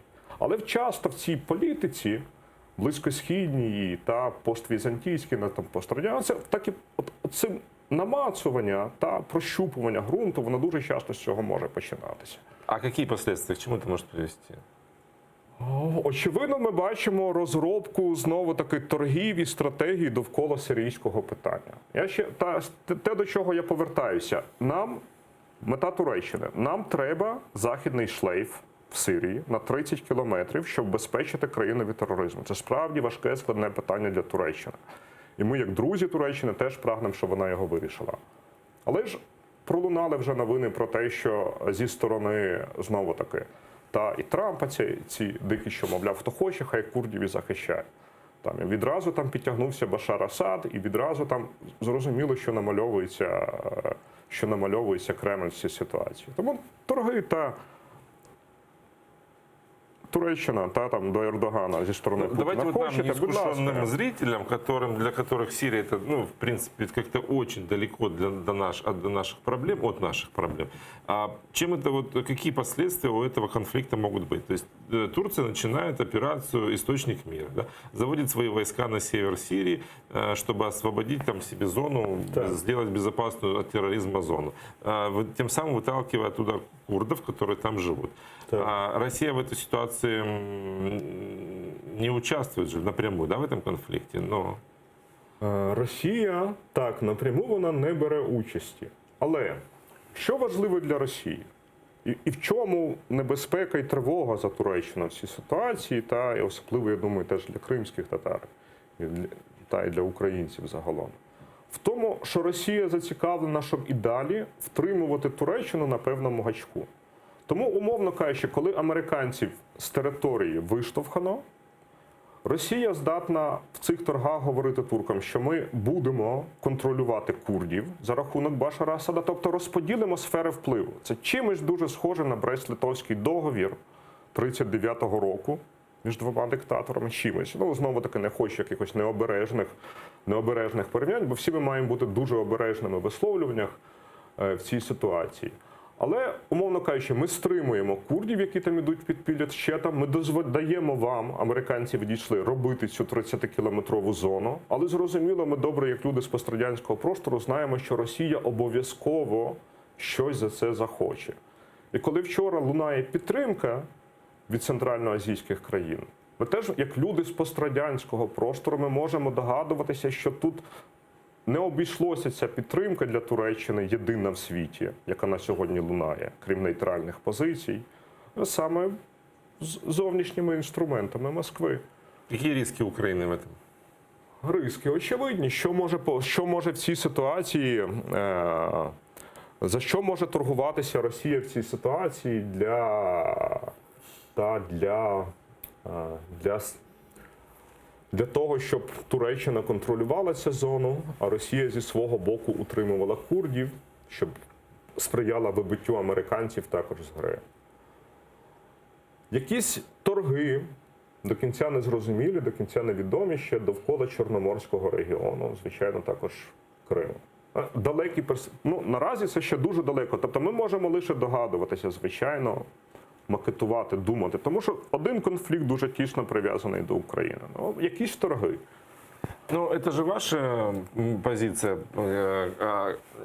о том, что экспансия России в Крыму и в Сирии – это своего рода угроза Турции, это повторение такой крымской кампании, по-моему, вы такую мысль высказывали. И Эрдоган, наверное, понимает, что в том числе и усиление влияния России в Сирии – это непосредственно и угроза для него. Безперечно. Безперечно, ці сили розуміють, вони добре розуміють цю російську загрозу, тому вони теж поводяться обережно. Але ж занадто існують кілька факторів. Все-таки занадто якийсь історичний процес, який твориться, коїться довкола курдських регіонів, і який, безперечно, несе загрозу сучасному існуванню Туреччини. Він несе загрозу. Тому що в цій ситуації, уявимо, коли йде мова про справді події катастрофічні, які можуть бути до кінця реакції, насправді важко передбачити. З іншого боку, перепрошую, думаю, що люди, які роблять прогнози і взагалі говорять, що вони там добре орієнтуються теж в сирійському питанні, думаю, що вони суттєво... Я имею в виду, какие конкретно риски есть для Украины? Что нам грозит? Чем нам грозит эта история? Певних якихось уступок з боку Туреччини щодо ситуації і подій в Україні. Заради того, щоб знайти взаємозближення і розуміння з Росією довкола курдського питання, все-таки надіюся, що до найкатастрофічнішого до якогось розгляду переоцінки кримського питання неможливо дійти. Ну и США, наверное, тоже рано сбрасывается с счетов. Вот сегодня появилась новость о том, что президент США Дональд Трамп отправил в Турцию своего вице-президента Майка Пенса, и он встретится с Эрдоганом 17 числа и уже озвучит намерения США, которые требуют немедленно остановить огонь. Кроме этого, кроме вице-президента, туда едет еще и госсекретарь, и советник по вопросам национальной безопасности. То есть достаточно такая мощная команда туда едет для того, чтобы вести переговоры с Эрдоганом. Насколько это успешным этот визит может быть? Побачимо. Ну, те, що Туреччина добре приготувалася до операції, це очевидно. І те, що вона все-таки має цей намір. Мені здається теж, що все-таки іде стримування з боку Америки, тому що те, що Америка теж відійшла з цих регіонів, вона теж дала добро на операцію Туреччини заради того, аби знову-таки та не перейшла цілковито відразу в сферу впливу Росії. І, очевидно, можливо, можна здогадуватися, можна припускати в ситуації, що, можливо, вдасться досягнути якихось домовленостей та рубежу цієї операції. Тобто куди? Тому що початково американське бачення цієї операції, яке обговорювалося з турецькими військовими впродовж літа, от під час, до речі, візиту Володимира Зеленського. Якщо не зраджує пам'ять, воно було про те, що американці разом з турками здійснюють контроль, і турки входять лише на 8 кілометрів глибину. І американці скільки намагалися переконати оце літо якраз турецьку сторону саме в такому розгортанні дій Туреччина не поступилася. Тобто можна надіятися, що буде десь якась лінія прокладена все-таки, тому що і санкції, і все решту. Тогда давайте поговорим еще раз о визите нашего президента в Турцию и встрече с Эрдоганом. Вот если забить в Гугле поисковике, допустим, итоги визита Зеленского в Турцию, то первое, что попадается, это Зеленский потерялся, Зеленский растерялся. Имеется в виду комментарий, где он там на ковровой дорожке немножечко там не сориентировался и перепутал. Каких-то таких серьезных месседжей оттуда, ну, мы, скажем так, не услышали. Как вы оцениваете визит, ну, уже достаточно давний, августовский, да, и наше дальнейшее сотрудничество с Турцией? Безперечно, це був, коли приїжджав Зеленський, це якраз був той момент, коли з американцями велися саме активні переговори, готувалася операція в Сирії. Тому, безперечно, Туреччина в цьому трикутнику Америка, Росія, вона хотіла розуміти і знати позицію України. Вона хотіла знати, хто, що, як працювати. Тому що, знову-таки, коли діє російська загроза, турки теж її розуміють, але дистанціюються від Америки. Тобто Америка – ворог в цій ситуації, яка досі підтримувала курдів. Ну, відійшла, але ж досі підтримувала, і невідомо, як буде далі. Як коли вона, але принаймні санкції, то суттєві санкції, і згадаємо санкції недавні. Тобто, коли Америка номер ворог один, міграція до Росії. Але ж Росії теж страшно. Хоча з іншого боку, чомусь історична пам'ять, за моїми спостереженнями, вона дуже часто якось не настільки виправдовує для нас свої сподівання в Туреччині. Але принаймні йде міграція до Росії. Як стримати її та цей відхід в сторону Росії, задіюється фактор України. Тобто задіюється фактор Чорного моря і знову-таки інструменту взаємодії з Україною як протистояння Росії. Надзвичайно складні махінації, надзвичайно складні механізми, за яким великим рахунком багато експертів і політологів ми можемо розуміти їх лише, що називається, якщо відверто говорити, лише з зовнішньої поверхні, далеко не з внутрішньої. Ну, а теперь давайте вернемся немножко в Украину. И пока Украина возмущается визитом Поклонской и Бальбека в Стамбул, по Киеву свободно разгуливает профессиональный российский пропагандист Борис Корчевников. В 2014-м он получил от Путина орден за заслуги перед Отечеством первой степени за высокий профессионализм в освещении событий в Крыму. А вчера буквально засыпал свой инстаграм снимками с Майдана Независимости и Киево-Печерской лавры. На вопрос возмущенных патриотов, как СБУ и Госпогранслужба пропустили Корчевникова на территорию Украины, там отвечают, у пропагандиста и пособника оккупации Крыма не было запрета на въезд в страну. Борис Корчевников приехал в Украину собирать деньги на восстановление больницы Киево-Печерской лавры, и представители погранслужбы и СБУ уже ответили, что они отреагируют, конечно, на реакцию общественности и благодарят за реакцию, что не остались равнодушными к визиту такого, скажем, журналиста. Но почему-то мы сами, наши государственные службы не отреагировали на этот момент. Как вы считаете, почему такое могло быть в то время, когда мы так активно критикуем визит Поклонской и Бальбека, к нам в страну заїжджають спокійно такі люди? Знову таки вернімося до питання теж Туреччини. От як розуміти туркам, відповідно, позицію нашого президента, як це взагалі зрозуміти в світі? От і питання його візиту. Хто це такий, що це воно таке, що... І були іронічні зауваження багато з боку турецької преси. Справді, що це за чудо таке приїхало, що невідомо, що коїться тепер в Україні. Знову таки чергове питання, що ми маємо в країні. Реванш, хитро продуманий, замаскований реванш. Що це таке? Думаю, ситуація... Ви іменно настаиваете на тому, що це реванш, или задаєтесь вопрос? Не хотів би поспішати, але принаймні тиск громадськості має бути значно суттєвий. Принаймні, очевидно видно, що діють якісь реваншистські сили. Мені здається, не пробуджує сумніву. Антитурецкие протесты охватили Европу с требованием остановить военную операцию в Сирии. Люди выходят на улицу, в частности в Европе, во Франции точнее. В немецком городе Герни протестующие громили турецкие кафе и магазины. Пострадали 5 человек, в том числе и 1 полицейский. Столкновения вспыхнули, когда владелец одного из киосков показал демонстрантам оскорбительные жесты.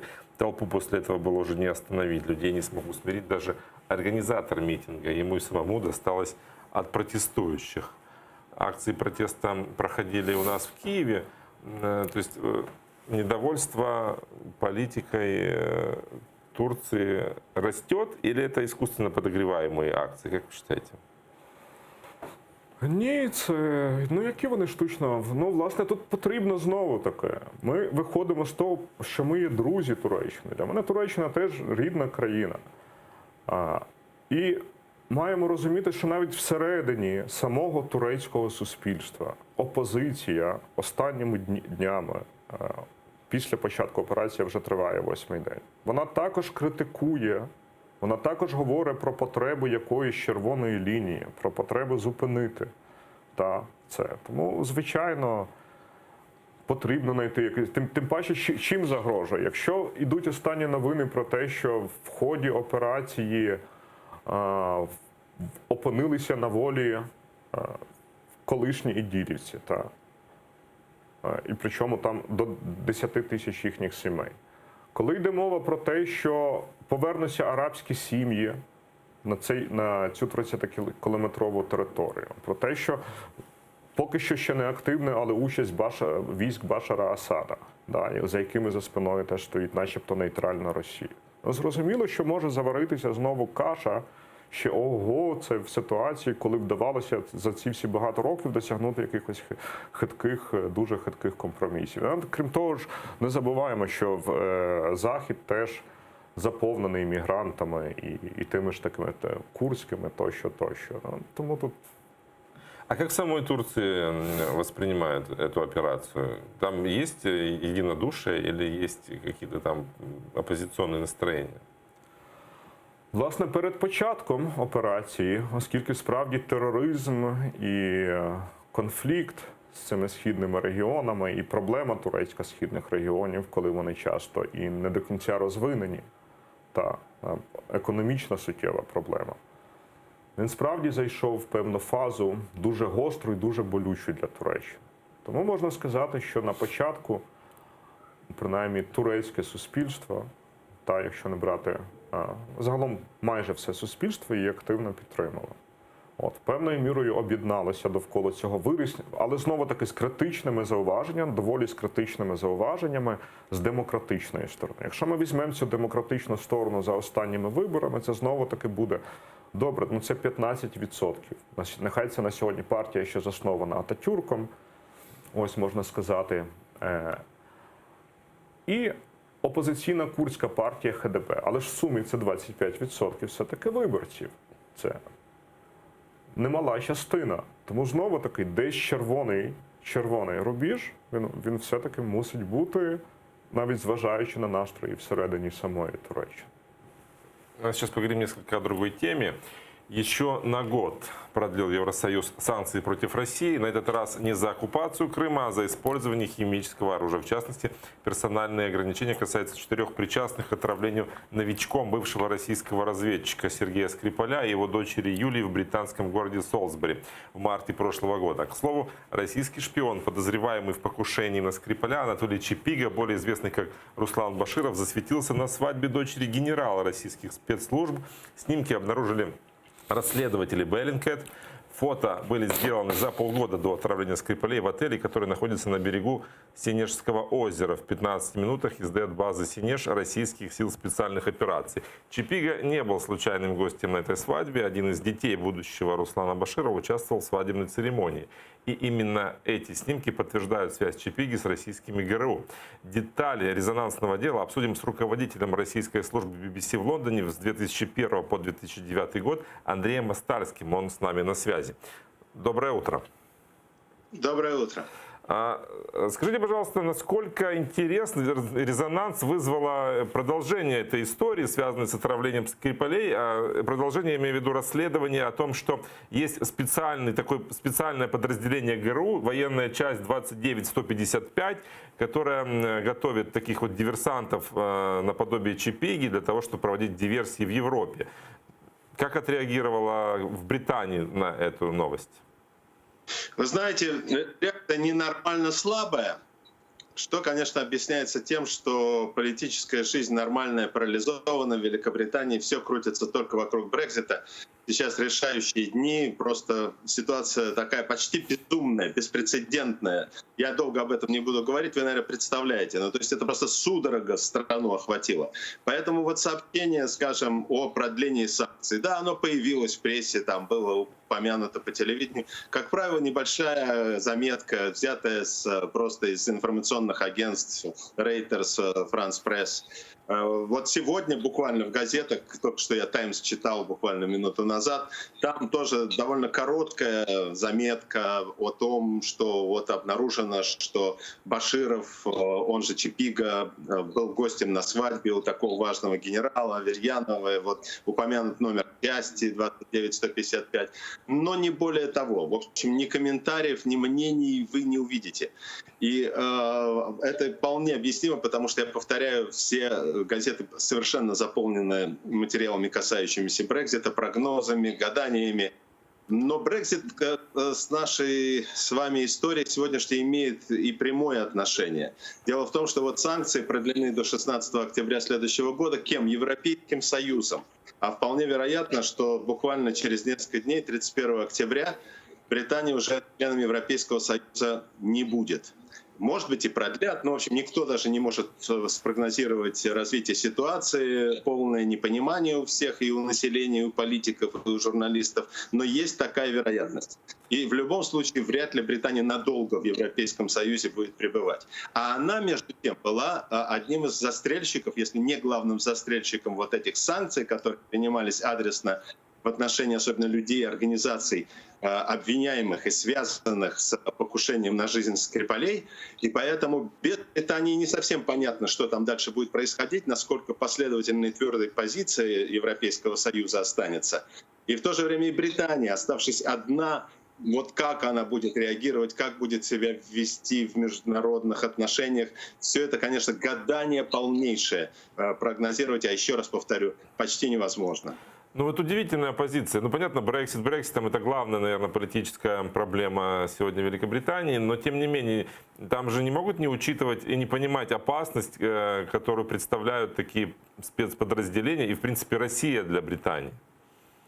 Да нет, конечно, понимают. И какое-то вот время назад были публикации, были выступления в парламенте, заявления Министерства иностранных дел, но сейчас просто вы не представляете, до какого предела напряженности дошла жизнь в стране. Ведь это сравнивают там с временем перед началом Второй мировой войны, с какими-то просто революционными ситуациями. И эти сравнения справедливы.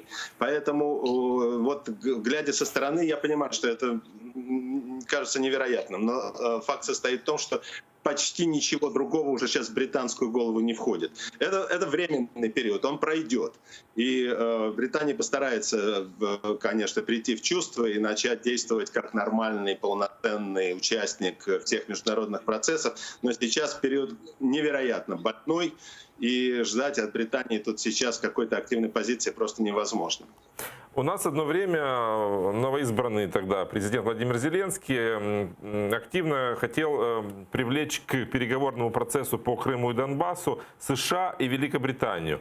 США уже прошли переговоры, было понятно, Дональд Трамп дал понять, что Владимир Зеленский пусть сам решает свои проблемы с Владимиром Путиным. Если у него получится, это будет здорово. О Британии даже не заходил разговор. Есть ли, может быть, надежды на то, что Британию можно подключить к переговорному процессу, или это тупиковый путь? Как вы считаете? Я опять вынужден вернуться к Брекситу. Ну, Брексит-то пройдет, допустим, вот в октябре, да, он уже... Нет, трудно предсказать, потому что, понимаете, Британия останется вне блока Европейского Союза. Многие считают, особенно на правом фланге, что надо создавать теснейший союз с Соединенными Штатами, что надо превращаться чуть ли там не 52-й штат, что надо ориентироваться на Дональда Трампа, вот стать такой филиалом трампистской Америки близ европейского континента. И тогда можно ждать, что Британия полностью пойдет в фарватер его политики. Конечно, люди в центре и на левом фланге категорически возражают против этого и говорят о том, что Британия должна свой собственный голос сохранять. И пока вот на этот день, на сегодняшний, несмотря даже на судороги Брексита, виден, что все-таки голос Британии звучит, пусть ослабленный, но он самостоятельный, вот что главное. Вот выборы предстоят, вы понимаете, которые определят судьбу страны на долгие годы. И если там очищенная от левых и от центристов консервативная партия, да еще в союзе с партией Brexit Найджела Фарага победят, как некоторые, опять-таки, справа рассчитывают, получат там полное большинство, сформируют правительство очень правое, такое протрампистское, и тогда, конечно, это одна ситуация. Если будет более нормальный состав парламента, это абсолютно другая. Ну и вот, понимаете, вот один из деятелей, от которых, возможно, зависит судьба страны и ее внешней политики в том числе, Найджел Фарадж. Его в свое время спросили, каким политиком во всем мире вы восхищаетесь более всего? Он, не задумываясь, выпалил: Владимиром Путиным. То есть вы понимаете, какая есть опасность того, что политика Британии в таком случае начнет дрейфовать в какую-то совсем другую сторону. Но я повторяю, слава богу, это не обязательный сценарий развития событий. Все может сложиться иначе, гораздо более нормально, и Британия останется Британией. Благодарю вас за то, что нашли время с нами пообщаться. Руководитель российской службы BBC в Лондоне с 2001 по 2009 год Андрей Остальский был с нами на связи. Спасибо вам большое. Давайте вернемся в историю лет на 200 тому назад, да, когда такой триумвират Турция, Россия и та же Англия, это были такие ключевые игроки и были постоянные, скажем так, интриги, связанные с разделением мира. Можно ли говорить, что Британия вот сейчас выпадает из этой історії? Думаю, що до кінця все-таки це неможливо. Абсолютно неможливо до кінця, тому що все-таки, справді, якщо ще звертатися до тих часів, то принаймні Захід намагався активно модернізувати Туреччину, допомогти, верніше, модернізуватися на грудні таких от взаєморозумінь. Ось, Росія нам натомість і завжди стримував якийсь такий войовничий поступ Росії. Справді дуже актуальне порівняння, що десь воно все в якійсь схемі залишається. Крім того, останні та англійське все-таки активне приєднання і все-таки доволі активна позиція навіть по останніх подій. Та щодо останніх подій, то знову-таки лунають думки про те, що навіть з ділом звільнення тих ув'язнених ідільських, про яких я згадував, це таке намагання та якісь повернути Англію активнішу в гру. Тобто, все-таки навіть в останніх подіях «Голос Англії» він пролунав, попри складні тамтешні процеси. Мені здається, що неможливо, просто неможливо повністю виконати з цієї гри. І знову-таки, повертаючись до двох конфліктів і до Донбаської ланки. Як прив'язаний і наших цих останніх домовленостей в виді капітуляцій Зеленського. Но в свое время Британская империя вместе с Османской сдерживали аппетиты Российской империи. Власне. Сейчас у них нет таких точек соприкосновения? Вони стримували, але з іншого боку і образи Туреччини до сьогодні надзвичайно великі на західний світ, згадуючи інтервенцію англо-греко-французьку.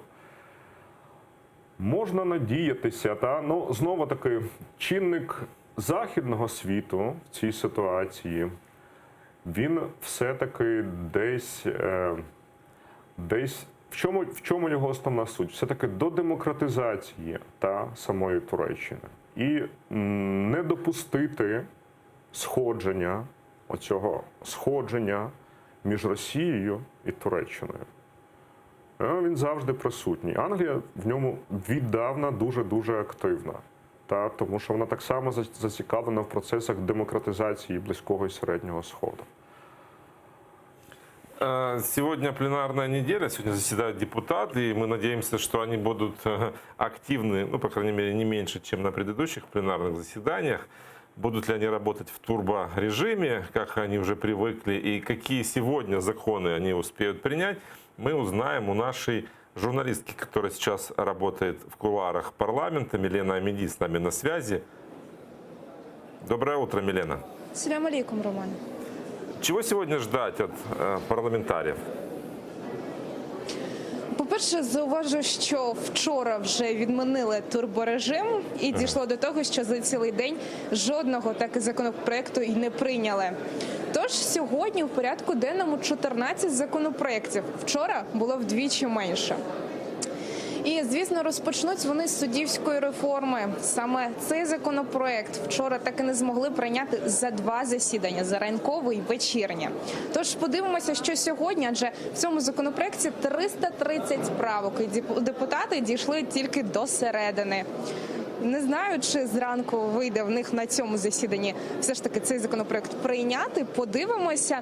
Окрім цього, ще сьогодні повинні принаймні вирішити, чи будуть позбавляти зарплатні тих депутатів, які пропускають засідання Верховної Ради та комітетів. Також будуть вирішувати, чи впровадити нарешті електронні документи у стінах Верховної Ради України. Зміни чекають на податковий кодекс, а також на кримінальний. Посилити хочуть відповідальність за закупівлю неякісних ліків за рахунок держбюджету. Засідання повинно початися вже рівно за 7 хвилин. Та знаючи наших депутатів, можливо, й не за 7. Я залишаюся тут і буду слідкувати уважно за перебігом подій. Спасибо, Милена. Хорошего тебе дня и побольше ярких синхронов от депутатов. В принципе, новоизбранные депутаты радуют журналистов яркими такими заявлениями, иногда перлами, скажем так.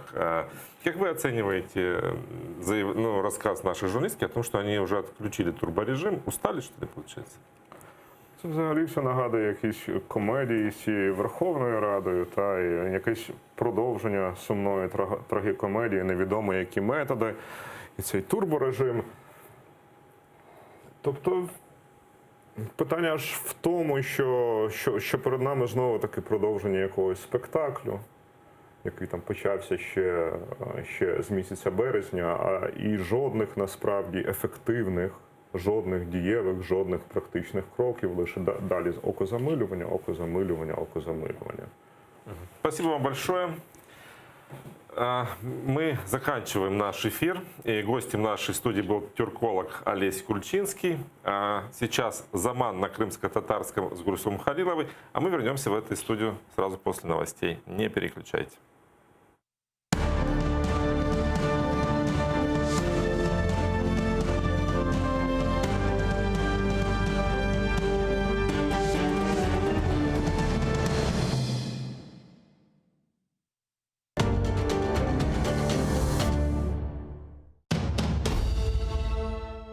Как началось второе правление Минглигерая хана?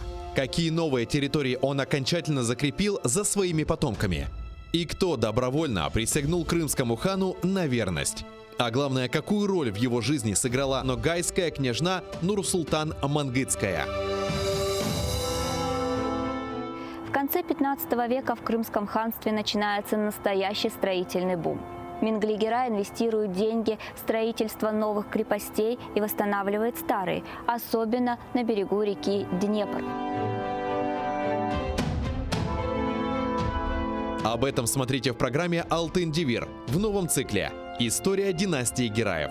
В эту субботу, 19 октября, в 17:35 на телеканале АТР, 7-я серия. Минглигерай. Хан-реформатор. Часть 4. Халқымыздың уста çalgıcısı, Қырымда нам қазанған артист,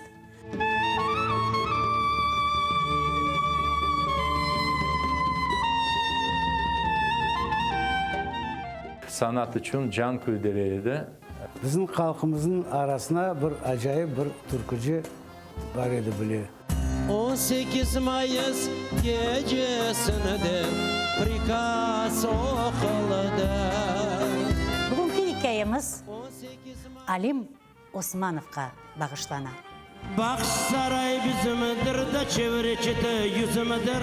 Akı seni sevdirin iki de kara gözünüdür. Baksaray bizimdir de çevreçiti yüzümüdür. Akı sana sevdirin iki kara gözünüdür.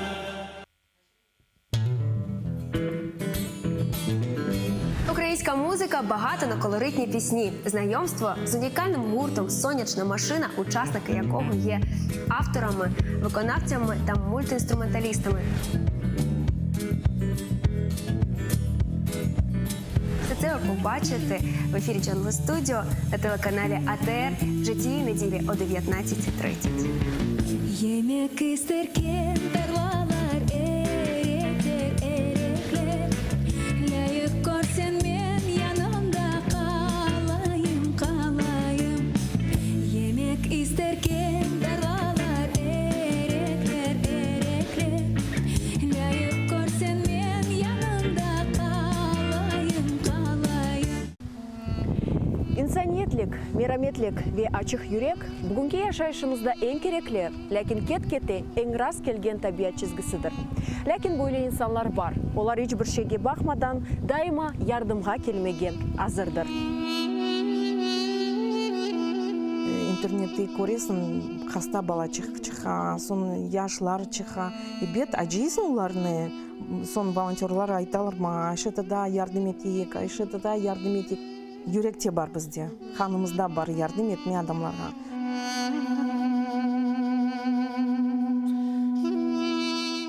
Адамлар бір кетіріп, ашларны олса, пара олса, бүтін язып, хорантаға алып кетейдік. Мелиайып, черепаха насыл? Бабаха. Малина насыл? Ахудут. Онамасы, арадығым, хайметтім, ефтихарым, орым, көк баяғым. Телімізні жойсақ, біз милеткі бұл өзімізні жойжамыз. Бізді бабамыз айта, чоқ чара бала тапын, біз ананин ярдым етежеміз. Не қадар чоқ олса, о қадар яқшы. Да, не қадар чоқ олса, бізге яқшы. Яшы жесір милеттім, бірлік олса, olur bizce, em gelecek kısmettim.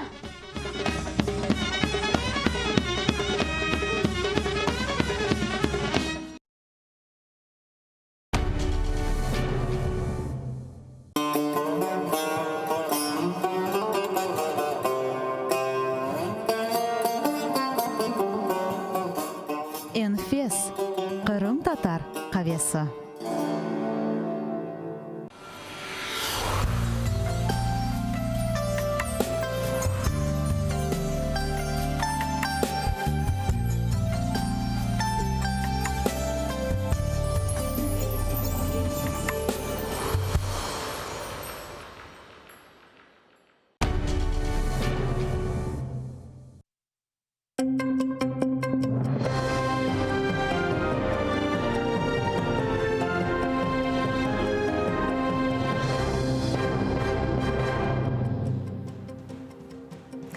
Ассаляму алейкум. АТР телеканалының янында заман бүгін октябрның 16-сы студияда сізлер үшін мен Гүлсум Халилова чалшам.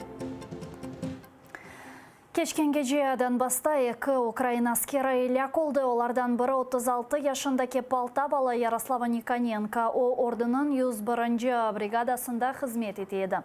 Оның бабасы да Донбасста ілек олған.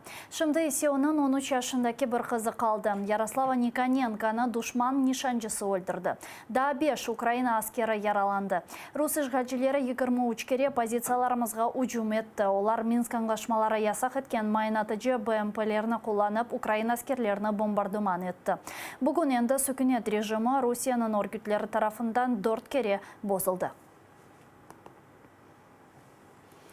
Золотеве Петривский янында арбейлер чекілуі не вақыт олажағы аңлашып оламадылар. Минскте кечірілген үш тарафлы контакт группасы отырышының бұқыбы нәтижесін ОБСЕ мақсус темсілжісі Мартин Сайдик açıkladı.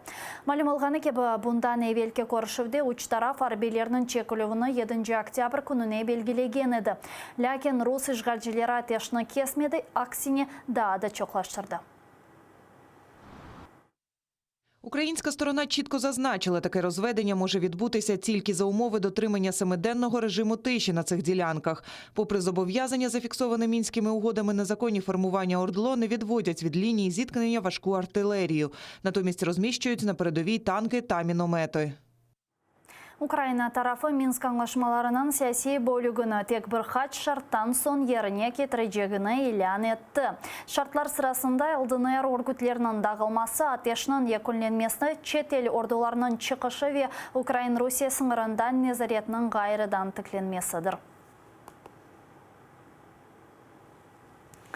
Украина саяси мобюсы Александр Шумков açılıkны илян етті. Білдіргеніне көре Русия мобюслеріні Украинаны тәқтет етмек үшін қолланы. Бұнен берабер Русия писханелерінде саяси мобюслер үшін мақсус дешетлер, шарайтлер яраталар. Рус амбусмені есе шикетлерге қолақ асмай. Малым алғаны кебі Александр Шумков 2017 сенесі сентябрь айында ғайып болды. Бірқач вақыттан соң оны Бердянскның сезосында таптылар. Махкеме Украинліні правосек сектор тешкілятында іштирак еткенінде қабатлап 4 ел апиз жазасы үкіміні шығарды. Русияде бұл тешкілят екстремистик деп танылған. Я прийняв рішення з завтрашнього дня розпочати голодування з вимогою припинити шантаж з використанням нас, ув'язнених на перемовинах в мінському та нормандському форматі. І щоб нарешті російський омбудсмен зреагувала на мої листи та публічні заяви Денісової. Сподіваюсь, що мою позицію почують інші наші політв'язні в російських в'язницях та підтримують. Бірқач амелиятве бір айдавамында кечірілген Тедавиленовден сон сабық саяси мобиосы Дембекировна Феофания хастаханесінден шығардылар. Анда Русия аписінден сон Тедавилене еді. Екемлер айтқанына көре реабилитация қиын ве девамлы олажақ. Енді Дембекировна ортопедия ве травматология институтында Тедавиленов беклей. Хастаханеден оны яқынлары ве достлары қаршылап алды, бұақта келіні серетейік. Бір қач амелият ве Феофания клиник хастаханесінде бір ай интенсив тедавилев. Огде ортопедия ве травматология институтында да бір қач тедавилев девры. Амелиятлар ве девамлы реабилитация. Экемлер айтқанына көре тест түзеленовны беклемек керек. Мечунки сабық саяси мабүсте бір сыра сүрекли хасталықлар бар.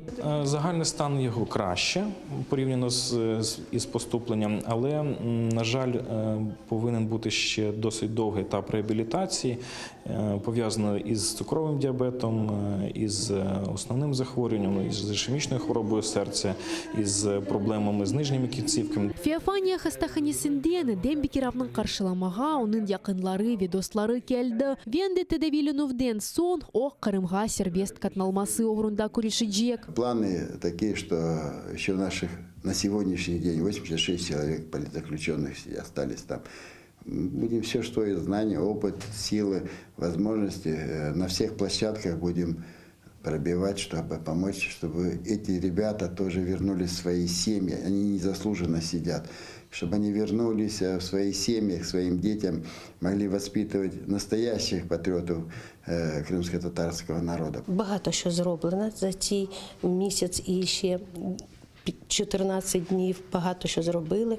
Дуже вдячні всім лікарям, всьому медичному персоналу. Настрій, ви знаєте, такий, що далі, щоб про Крим чули, що деокупація ще один крок до деокупації Криму пройшов. Чим більше ми будемо говорити про це, питання Криму піднімати на першу ланку і пройде деокупація Криму. Ми стараємося робити те, що можемо, потому что кто служит народу, тот служит Всевышнему. У нас есть такая поговорка: халка хизмет еткен, хакка хизмет етет. Агыр хаста олганы дем бикерамны жгал жилер кечкен сине декабрьнын 12-сінде Кырымнын меморий сынырдая калады. О бірінші группа сақаты. Шекер хасталығы бар, бұраяғы кесілген бұна бақмадан, ижгал жилер оны патлатыжы алетлерні ве қоршунларының сақлап ташмасында қабатлады. Қабатлав тарафы се оның апсте тұтылмасыны талап етіп, 9 ай Ақмесжит сезосында тұтты.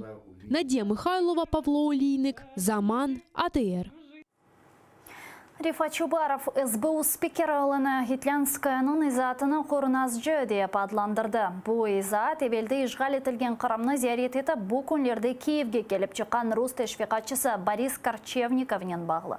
Мұне берабер Корчевников 2014 сенесі Қырым Жұмхуриетінде әдіселерінің санки доғры айдатылатқаны үшін орденнен мұкафатландырылған.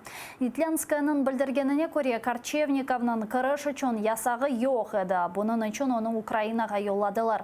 Рифат Чубаров бұл изатларны эссассыз деп сая, чүнке ишғал етілген Қырымны зиярет етіп, девлетке зарар кетіргенлер 3 ел аписнен жезаланмалы.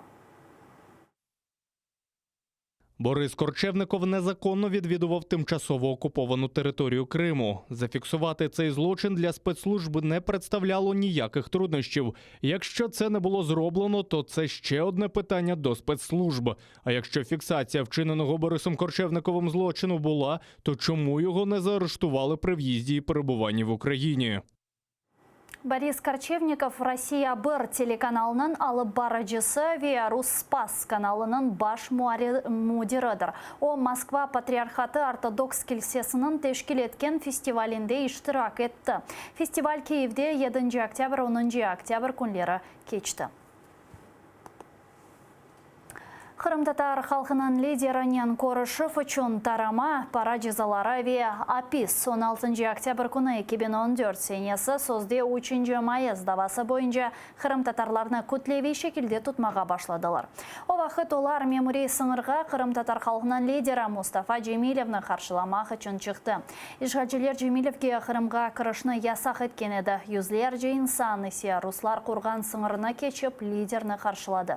Ярым ел кечкен сон, яғни 16 октябрь күні ишғалжелер Рустам Абдурахманов, Тайыр Семидляев, Эдем Османов, Муса Абкеримов ве Эдем Булисовны тұтты.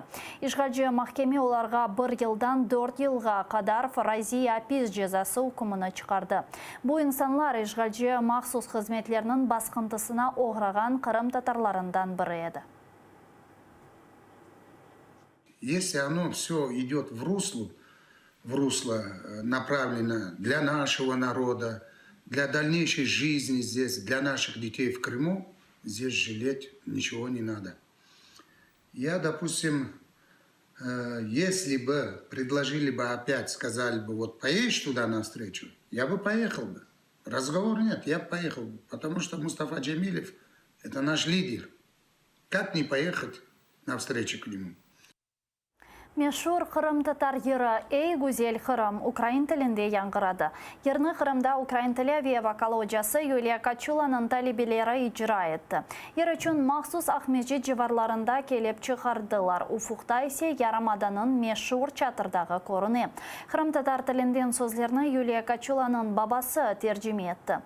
Киевден музыкантлар есе аранжировканен ярдым еттілер. Клипнің ичтимai ағларда беңлер же инсан сейір етмеге башлады. Згіралуш ти війну вітер з погадом щемким. Впали сльози по стежках тих, бігав я малим. Не натішився тим раєм, чужині літа минають, туга серце моє грає.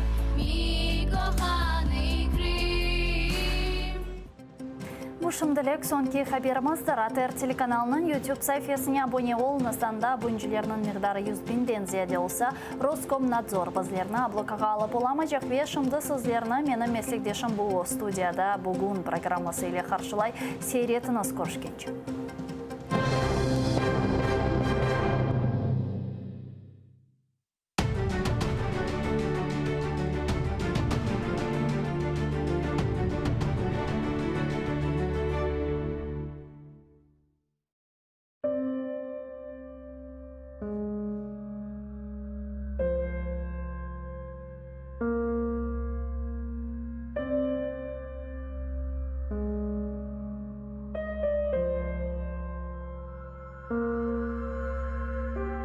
Nasıl bir kunlerge kaldık kardeşler. Bu uzun yollarda taldık kardeşler. Aman aman bitip yandık kardeşler. Kozumuz o günde sabiler öyle. Dünya bizge bakıp bir koznen ağlay, bir koznen güle. Dünyaga nam bergen bir millet edik. Asırlar tubundan tirilip geldik. Vatanға koz tıkıp kurbanlar berdik. Bizni kene boleler bir şına ile. Dünya bizge bakıp bir koznen ağlay, bir koznen güle. Kalmadı aramızda birlik kenyeşi. Şunun için kızdırmay vatan güneşi. Şunun için yürüşme ey halkım işim. Şunun için bağrını hancerler tile. Dünya bizge bakıp bir koznen ağlay, bir koznen güle. Hepimiz habardık mengen kamırday. Karışıp kalmayık bir top çamurday. Kesilip başladık kurgan tamırday. Yaşayımız bularını bile. Dünya bizge bakıp bir koznen ağlay, bir koznen güle. Bizni kene bir evler oynatmak istey. Kene damsız bir şorba kaynatmak istey. Kenardan koşlanıp bir bakmak istey. Bar, oyna koz yaşını sile ve sile. Dünya bizge bakıp bir koznen ağlay, bir koznen güle. Sanki düşman olduk birbirimizge. Hürmet yok ne ölü ne tirimizge. Ne oldu kardeşler? Ne oldu bizge? Kene dersin bir belalar bastırıp gele. Dünya bizge bakıp bir koznen ağlay, bir koznen güle. Allah'dan verilgen güzel bu toprak, gözlerimiz gibi korlangan çokrak, tereklerimizde sarargan yaprak, bizi gibi çekmekte feryat ve nale. Dünya bizge bakıp bir koznen ağlay, bir koznen güle. Ey felek, işine akıllar yetmey, Tatarının başında düşünce bitmey. Bir küçük arzum var, aklımdan ketmey. Ömürler bite ve ömürler kelle. Demesinler, dünya bizge bakıp bir koznen ağlay, bir koznen güle.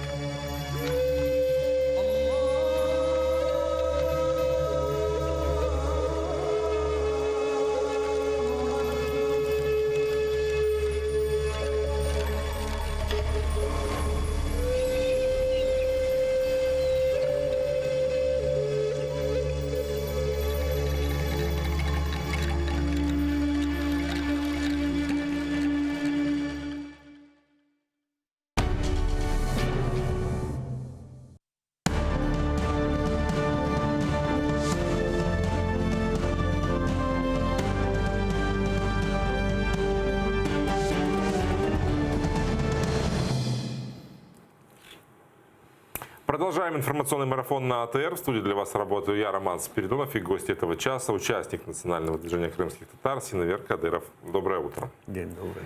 А начнем с такого вот заявления. Это военное преступление. Так постпред президента в Крыму Антон Кореневич назвал искусственное переселение россиян на оккупированный полуостров и вытеснение оттуда коренного населения крымских татар и украинцев. И именно по этой причине нельзя искать пути возвращения Донбасса и забывать при этом деоккупацию Крыма. Давайте послушаем. Ми, коли говоримо про реінтеграцію та деокупацію, ми говоримо про обидві складові території України, які наразі є, на жаль, тимчасово окупованими. І тому, безумовно, коли ми говоримо про Крим і Донбас, ми покладаємо надії на те, що держава зможе напрацювати відповідні механізми щодо реінтеграції і деокупації цих обох наших територій. В мене є великі сподівання і віра в те, що в межах комісії з питань правової реформи, в межах робочої групи з питань реінтеграції тимчасово окупованих територій, ми, власне кажучи, вже найближчим часом, конкретно до кінця цього календарного року, зможемо представити певні напрацювання на широкий загал. Мы много говорим о том, что нельзя разделять Донбасс и Крым. И президент говорит, что будет поднимать вопрос на переговорах нормандской четверки. Но пока не очень получается, не так ли? Ну, не получается, мне кажется, в основном по причине того, что когда дело касается Крыма, здесь Украина тоже находится в таком вот, такую вот неуверенность проявляет свою в части признания прав крымских татар. Да, мы говорим о территории Украины, но в первую очередь мы должны говорить о правах коренного крымско-татарского народа, территорию которого захватил агрессор и ведет политику уничтожения коренного народа. Вот в этом, мне кажется, контексте у Украины появлялась бы больше не просто решительность, да, но и больше возможностей будем говорить, в военном противостоянии Украина-Россия. Появилось бы очень много не просто инструментов, но и возможностей изменить ход событий. Какие это возможности, какие-то инструменты? Я скажу еще раз. В противостоянии Украина-Россия очень большую роль играет пропагандистский сектор, да? И вот как раз-таки вот в этом пропагандистском секторе здесь очень много можно было бы изменить в свою пользу на международных площадках, где однозначно бы говорилось бы только о том, что Россия – это зло. Оно было еще Рейганом признано, да? СССР, да. А сейчас, собственно говоря, мы бы оживили бы эту формулу и, собственно, постарались бы, чтобы мир также начал относиться уже к Российской Федерации, как к империи зла. Так это получилось в 2014 году. Вы знаете, что такое получилось? Получилось временно, да? А мы видим сейчас откат. Ну, это трудно, наверное, постоянно в таком тонусе держать весь мир 4 года. Речь идет о том, что, собственно говоря, что такое трудно держать мир в тонусе. Россия держит. Россия находит такие пути, да, где подкуп, где...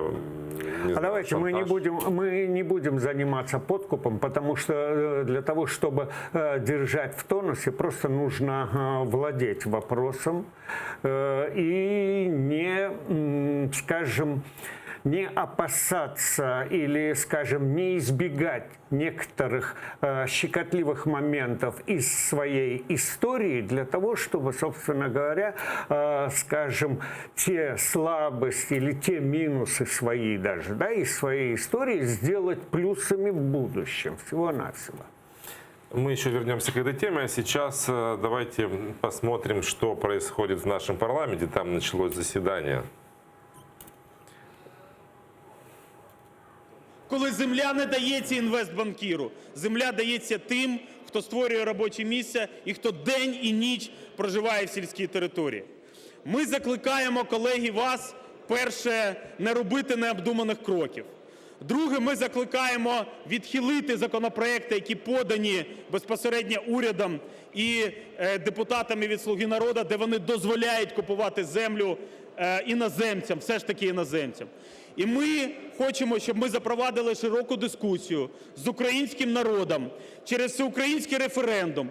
І за результатами всеукраїнського референдуму ми прийняли виважене рішення. Адже сільськогосподарська земля – це 72% української території. Сільськогосподарська земля і аграрний сектор сьогодні приносить значну валютну виручку. Подумайте за бюджет. А від бюджету подумайте за всіх нас – вчителі, лікарі і всі ті, які отримують підтримку і безпосередньо заробітні плати з державного бюджету. Давайте зробимо це виважено. Давайте радитись з українським народом. Дякую. Дякую. Слово надається народному депутату Савчук Оксані Васильівні, позафракційні.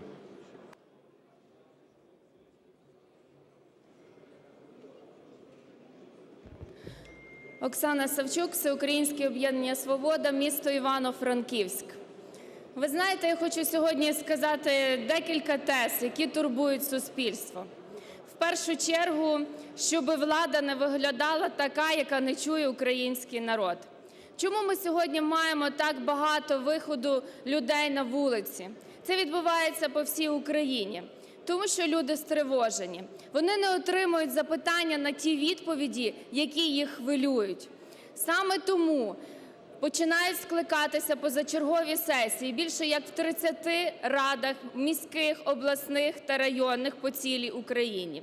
Саме тому люди виходять на вулиці мирними протестами, саме мирними, і висловлюють свою позицію. Чому вони це роблять? В першу чергу тому, що їм не байдуже те, що буде в нашій країні.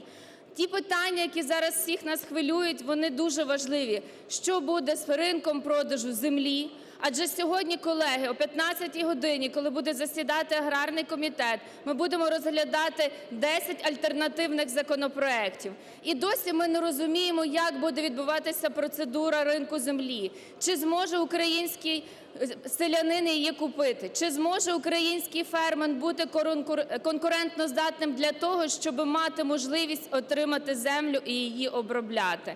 Питань надзвичайно багато, а відповідей на них не так багато. Я прошу сьогодні всіх в першу чергу пам'ятати, що для української громади земля – це, знаєте, це як наш код ідентичності. Воно вшите в нас. Не можна просто відкрити ринок землі, не розуміти, що з ним буде. В неділю відбулося такі, знаєте, дуже багато різних зустрічей. В понеділок на Покрови фермери долучилися до масових таких мирних ходів, де вони передали в адміністрацію президента свої звернення. Прості люди, фермери, приїхали до Києва, щоб сказати, що вони категорично проти ринку землі. Вони за те, щоб відбувся діалог по всій країні.